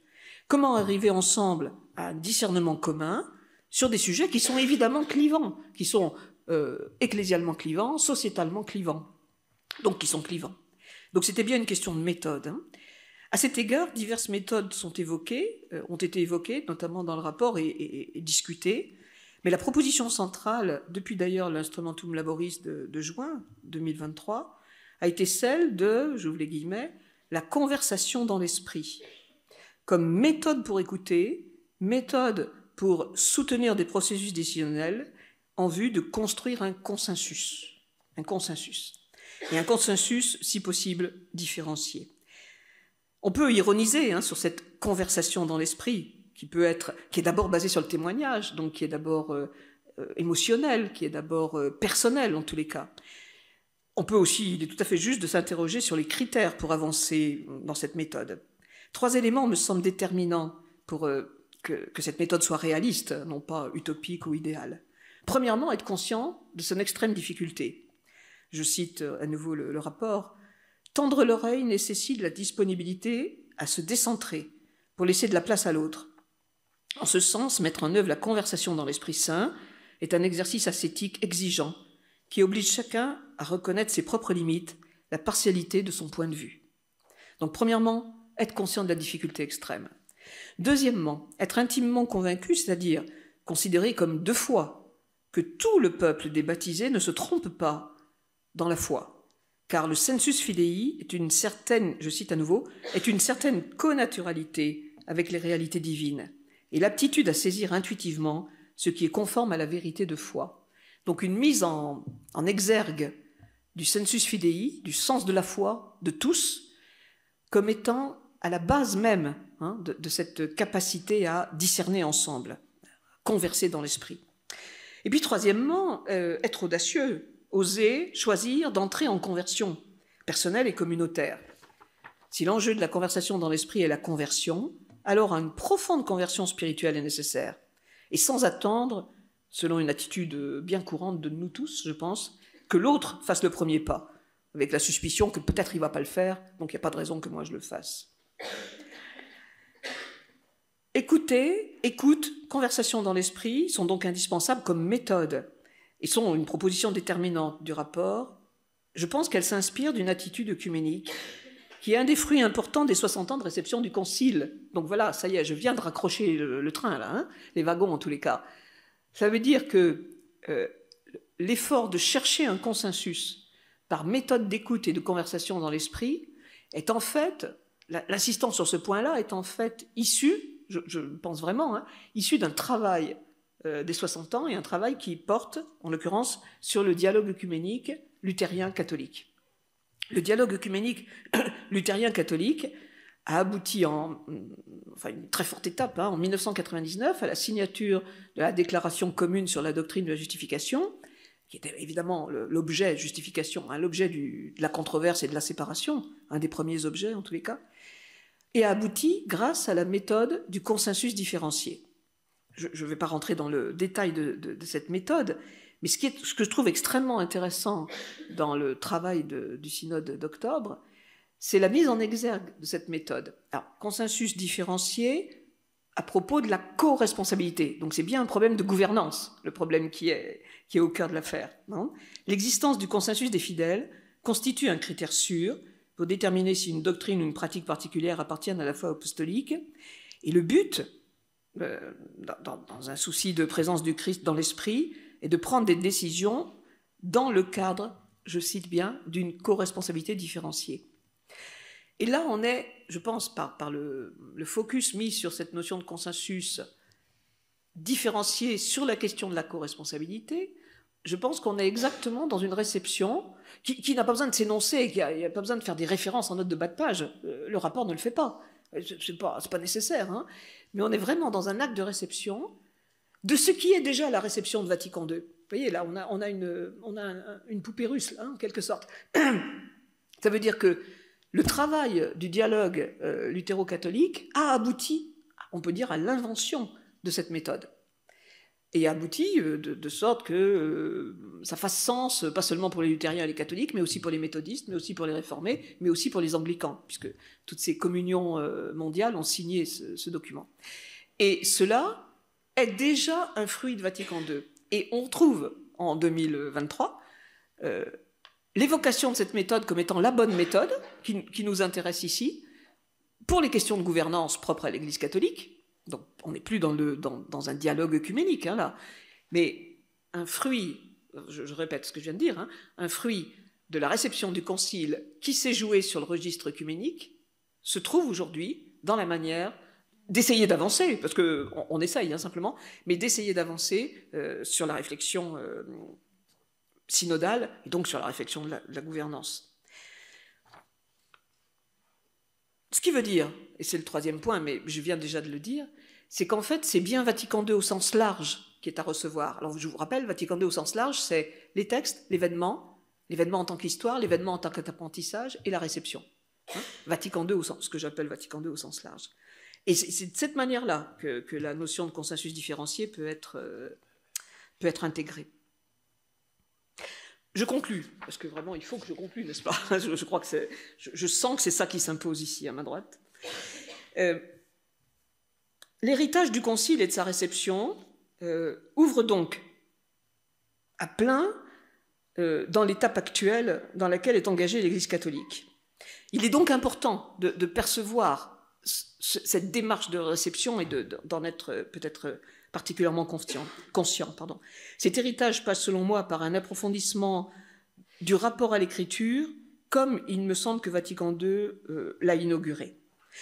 Mais tout ça, c'est comme fondé, même si c'est de manière quasi implicite, sur une compréhension, et là pour le coup, Vatican II est peut-être un concile ecclésiologique, finalement, parce que sur une compréhension renouvelée, plus précise en tous les cas de l'Église. 4 caractéristiques, me semble-t-il.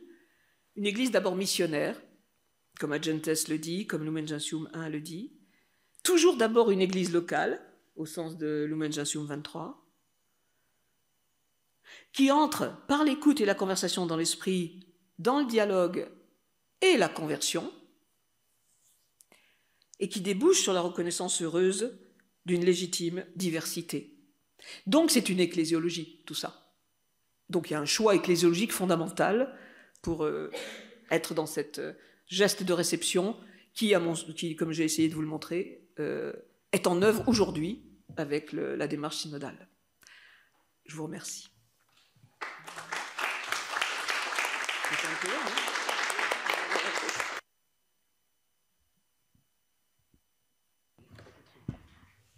Alors, merci, un grand merci à Brigitte pour cette conférence extrêmement riche. Je pense qu'il y aura aussi une réception offerte de cette conférence. Alors, moi, je ne sais pas si on va faire des poupées russes comme ça éternellement, mais ouais. Merci d'avoir constitué le mouvement général du Concile, qui, je crois, vraiment nous échappe, en fait, la plupart du temps. On n'a jamais ça en tête vraiment, et on a toujours tendance à penser la réception comme quelque chose de figé ou enfin, quelque chose de tout fait. Merci aussi d'avoir développé cette méthode, je pense qu'on peut dire que c'est une méthode inductive en fait, que vous avez mise en œuvre, en nous mettant en évidence, je trouve ça très intéressant dans votre démarche, cette manière de chercher des objets théologiques qui nous aident à voir les questions d'aujourd'hui, à vivre les questions d'aujourd'hui, plutôt, à vivre plutôt qu'à voir. Mais moi, ce qui m'a semblé extrêmement intéressant enfin, une des choses parmi tant d'autres qui m'a semblé très intéressante, c'est la manière de trouver dans le rapport à la Bible, et c'est non pas des outils, parce que au départ, je me suis dit, est-ce qu'on n'est pas de nouveau dans l'idée qu'on va instrumentaliser la Bible et lui faire dire ce qu'on cherche, en fait, et trouver la citation qui va bien, etc. C'est pas ça que tu as montré, pas du tout. C'est montrer comment on a, en relisant vraiment Vatican II et ce rapport à la Bible qui était peut-être peu repéré, en fait, comment Vatican II a déplacé lui-même. Donc c'est ça qui est riche en fait. C'est pas de nous aller trouver ce qui nous convient bien dans la Bible, chacun dans son coin. C'est de reprendre Vatican II, le Concile, en fait toute la réflexion magistérielle, et de voir comment le Concile a déplacé en fait les occurrences et les références. Ça c'est vraiment intéressant. Plein d'autres choses évidemment, mais en tout cas c'est pas tellement à moi de parler, c'est à vous. Maintenant, donc on vous donne la parole. Alors il n'y a pas de micro-baladeur là, donc vous posez la question et on la répète pour les gens qui sont en visio. Alors on a 3 questions à distance.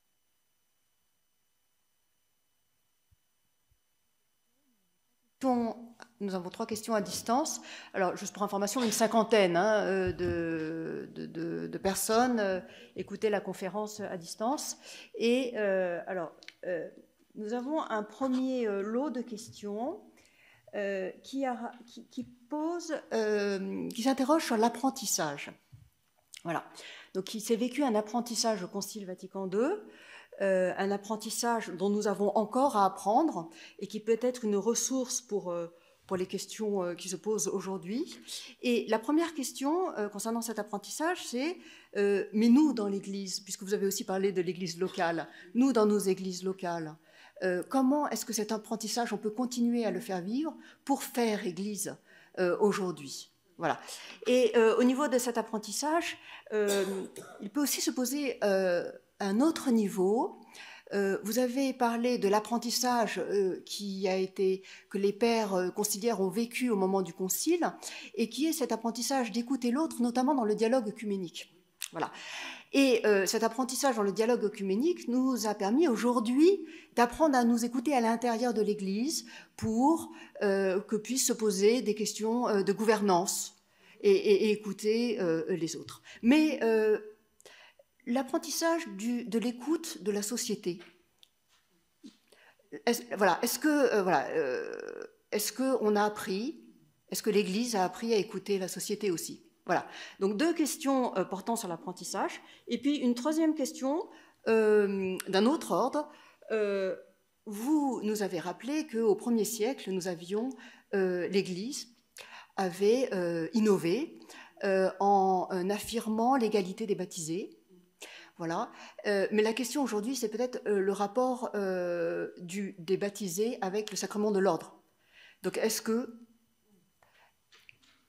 là, il y a un apprentissage qui nous permette de trouver des ressources pour le rapport des laïcs avec les clercs? Voilà.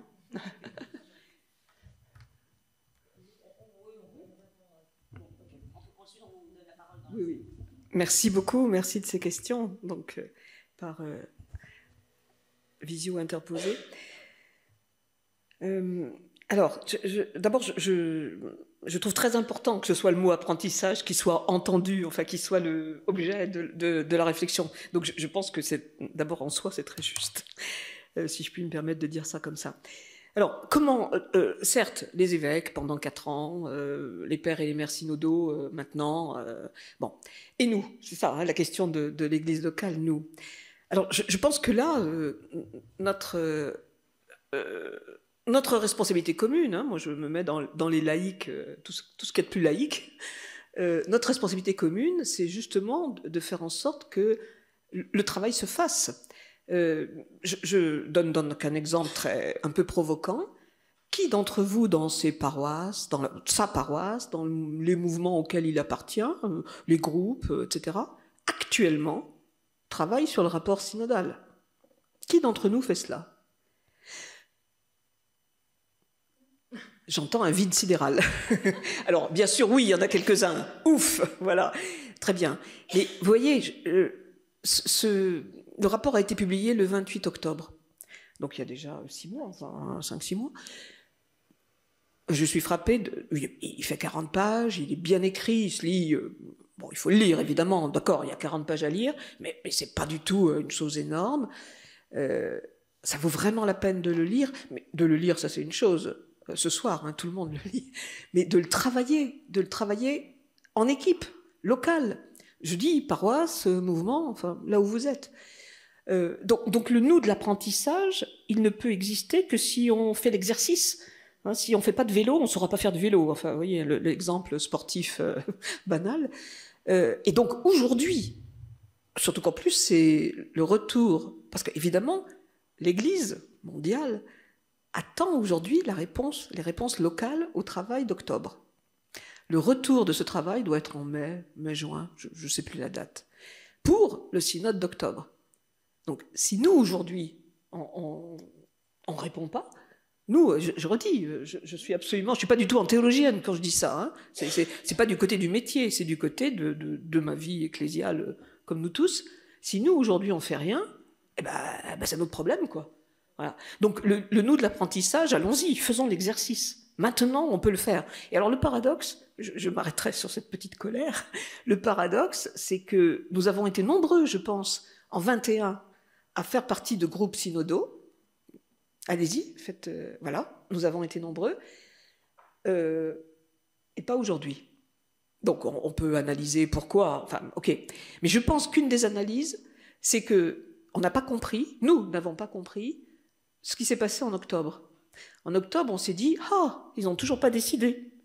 Donc évidemment, ils n'ont pas décidé, donc voilà. Et puis on se met en colère facilement. Sauf que c'était pas ça l'objet d'octobre. L'objet du synode d'octobre, de l'assemblée d'octobre, c'était bien de s'exercer à l'apprentissage du discernement ensemble sur des points sur lesquels nous ne sommes pas d'accord. Parce que c'est ça où il y a exercice. Comment est-ce qu'on reste ensemble? Comment est-ce qu'on discerne ensemble sur des points sur lesquels nous ne sommes pas d'accord? Voilà, le nous. Le deuxième... Pardon. Alors, le deuxième point, peut-être que je n'ai pas bien compris la question, hein, mais je dirais simplement que l'écoute de la société, c'est tout simplement de se dire, nous regardons avec attention les questions contemporaines. De toute façon, non seulement nous les regardons, mais nous les vivons. Je veux dire, le numérique, il est là. Qu'on aime, qu'on n'aime pas, on est dans le numérique. L'écologie, etc. Enfin voilà, on peut faire la liste. Et des questions de genre, à mon avis... dans toutes nos familles ou nos amis proches, on a ces questions-là. Donc, on n'a pas... enfin, on est dedans, quoi. On est nulle part ailleurs que dedans. Mais c'est bien le souci de ces questions contemporaines, parce qu'on peut très bien aussi refuser d'en avoir le souci. On peut très bien dire « Ah non, c'est vraiment la ruine, ces questions-là, c'est une catastrophe, je ne veux même pas m'en occuper, tellement c'est choquant ». Ça, je pense que c'est une fuite. Hein. Je pense que c'est vraiment pas une bonne attitude. Donc, le souci qu'on peut porter de ces questions contemporaines dans lesquelles nous sommes, dans lesquelles nous vivons, notre société vit, je pense que c'est ça l'écoute de la société. Et en même temps, il me semble que l'écoute de la société consiste aussi à dire, oui, mais chrétiennement, il faut se poser des questions, il faut réfléchir. Et la proposition que je faisais, que maintenant tu as bien repéré tout à l'heure, c'est peut-être réfléchir à partir d'objets, d'objets théologiques, comme j'ai essayé de le montrer sur catholicité ou sur présence. Et quant à la troisième, c'est vraiment une autre soirée, si je puis me permettre. La troisième question, si je l'ai comprise là aussi, c'est les baptisés, tous les baptisés, tous donc, ça s'appelle le sacerdoce commun, n'est-ce pas, si je ne me trompe pas, par rapport aux quelques-uns qui sont ordonnés. Et voilà, quel est le rapport entre les deux. Mais ça, je pense que c'est une question tout à fait importante. Hein, alors, pas forcément dans la gouvernance de l'Église. Hein, c'est pas une question, à mon avis, ce n'est pas une question de gouvernance.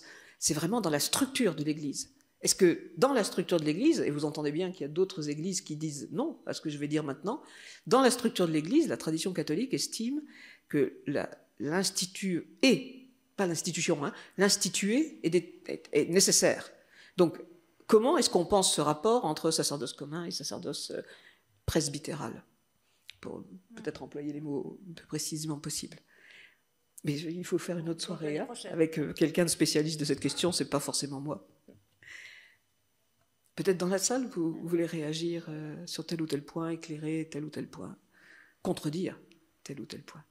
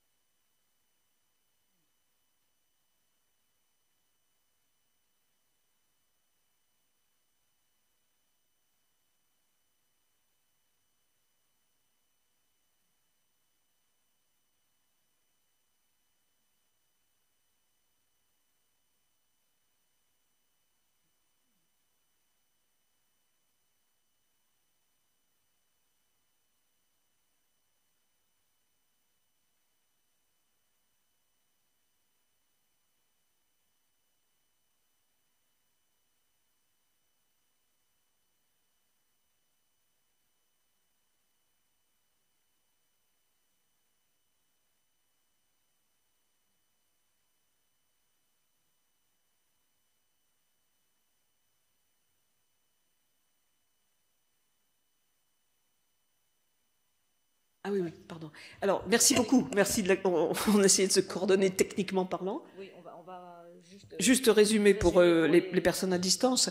Une question vraiment importante, je crois, hein, qui est de dire, dans cet exercice synodal, avez-vous dit, je crois que l'expression, je la note, elle est vraiment intéressante, on démarre d'un stade où, au fond, la plupart, historiquement d'ailleurs, enfin, oui, des personnes sont des, guillemets, je vous cite, des laïcs muets. Donc en fait, il y a un vrai travail au long cours, hein, je pense, qui consiste à apprendre à s'exprimer. Et apprendre à s'exprimer sur des questions de foi, sur des questions de réflexion sur la foi, et que donc là, comment faire cet exercice ? Moi, vraiment, j'essaye de résumer votre question, mais merci beaucoup de cette question, je la trouve très importante. Cette remarque. Ouais, très importante. Manon, vas-y. Non, mais je vais rien dire de plus, si ce n'est qu'effectivement, vous attirez l'attention sur quelque chose qui semblait évident, pour lequel ça semblait évident que ça marche, et évidemment, j'aime bien votre expression de laïc muet. C'est vrai qu'on a été ça pendant très très longtemps, et que donc, ça ne s'invente pas, en fait, il faut apprendre. Donc, ça veut dire que l'exercice synodal, il se déroule dans le temps, il est long. Ouais. Absolument, c'est long, parce que c'est un exercice. Comme tous les exercices, il faut s'exercer. Mais moi, je fais un lien ici, au fond, je n'avais jamais pensé aussi clairement, l'insistance de François sur la formation. Il n'arrête pas d'en parler, en fait. Par n'importe quel biais, il dit il faut se former, il faut se former, il faut se former. Bon, évidemment, il dit ça aux laïcs, hein, c'est tout à fait clair. Donc, je pense que là, enfin, on peut lier hein, ce que vous dites sur ces laïcs muets. Comment parler? Ben voilà, commençons par se former. Donc, messieurs, mesdames du cycle C, vous avez raison. Allez-y.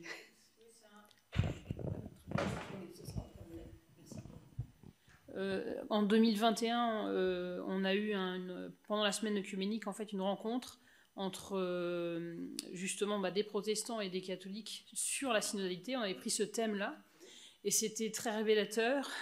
Pour moi, l'œcuménisme justement est un chemin aussi, là encore. Les protestants, chacun a parlé. Côté catholique, c'est le curé qui a parlé.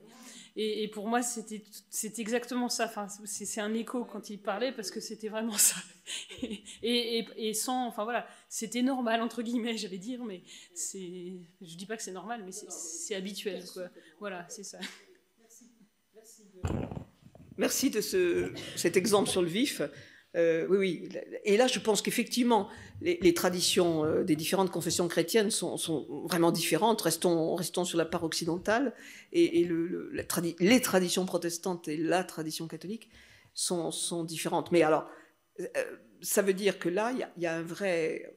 Enfin, c'est intéressant comme exemple de parler de la semaine de l'unité, de prière pour l'unité, parce que, et c'est très, très apparent dans le rapport de synthèse, non seulement sur le consensus différencié, mais plus globalement, le champ d'expérience du dialogue œcuménique est un champ d'expérience non seulement pour, messieurs les protestants, expliquez-nous ce que c'est que la synodalité, ça on peut toujours faire ça, mais aussi en termes d'exercice, de mode de vie, en fait. Hein. Donc l'expérience œcuménique que la tradition catholique connaît maintenant depuis une soixantaine d'années a un effet, doit avoir et a un effet, et c'est sur la réflexion sur la synodalité, et c'est assez intéressant de repérer dans le rapport le nombre de fois où la dimension œcuménique est citée, et y compris, alors je reviens à votre question, enfin la troisième que vous avez signalée tout à l'heure, y compris par l'importance du baptême. Hein, le baptême comme étant le fondement, voilà, le fondement, ça suffit. Ouais, très bien. Merci. Oui.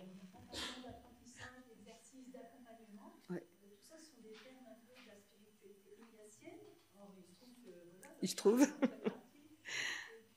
penser au style chrétien, au christianisme comme style. Oui. Christophe Théobald, oui, c'est ça. Oui, oui. Oui. Ouais. Oui, oui. Oui, absolument. Alors, je rapporte votre question, hein, simplement, merci. C'est de repérer combien parler d'accompagnement, d'apprentissage, d'exercice a une coloration de tradition ignatienne, bon, ce qui n'est pas totalement surprenant avec le pape François, et aussi de parler de style qui a une coloration dans la littérature théologique de ces dernières années. Pas seulement, on faut citer bien sûr Christophe Théobald, hein, bien sûr le christianisme comme style, mais pas seulement. Il y a par exemple Joseph Fameret, qui a ecclésiologue de Louvain, qui a, dans la même mouvance, hein, bien sûr, qui a publié l'ecclésiologie comme style, l'ecclésiologie de Vatican II, bien sûr, pardon, comme style. Et puis, au fond, c'est un fruit de tout le travail albérigo, hein, donc le travail de Bologne. Et c'est lié à l'idée de pastoralité. Je pense que tout ça, on peut le faire tenir un peu en mosaïque. C'est lié à l'idée de pastoralité. Donc, en fait, ce que disait Jean 23 à l'ouverture, hein, un enseignement à caractère d'abord pastoral. Vous voyez, donc un enseignement, ça veut dire carrément une doctrine, hein, l'enseignement au sens de la doctrine, à caractère pastoral, caractère surtout pastoral. Donc, non pas opposer la doctrine et le pastoral, et puis chacun son métier en quelque sorte. Il y a un théologien d'un côté, il y a un pasteur de l'autre.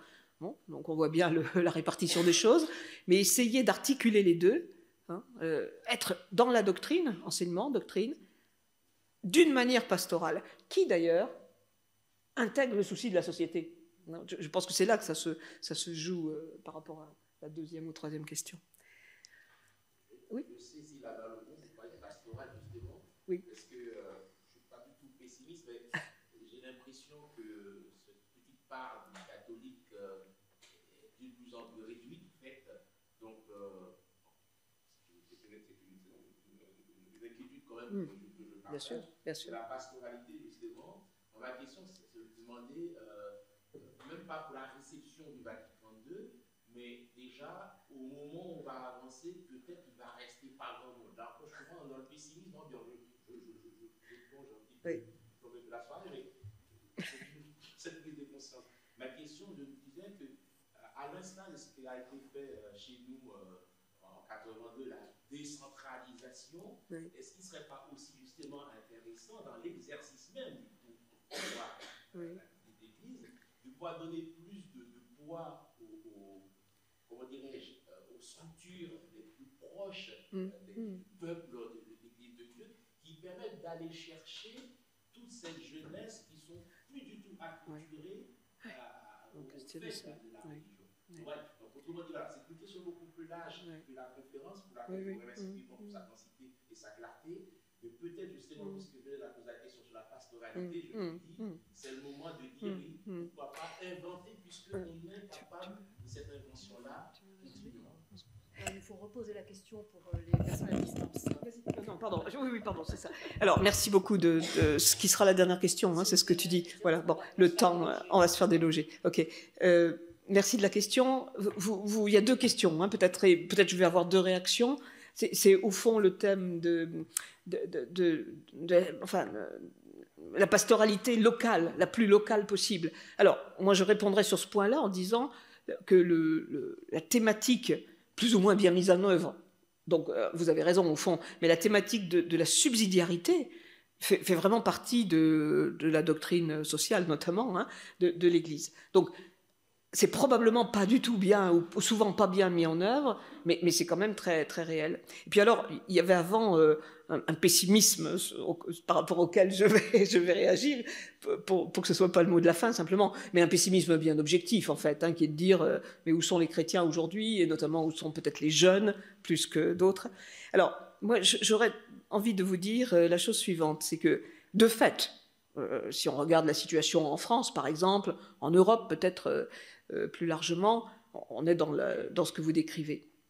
Mais je pense que, et Vatican II nous a introduit à cela, il faut penser l'Église monde, il faut penser l'Église tous les continents. Et là, tout le monde a des expériences, si ce n'est que de voyage, pour voir d'autres églises. Pour moi, ça reste absolument sidérant.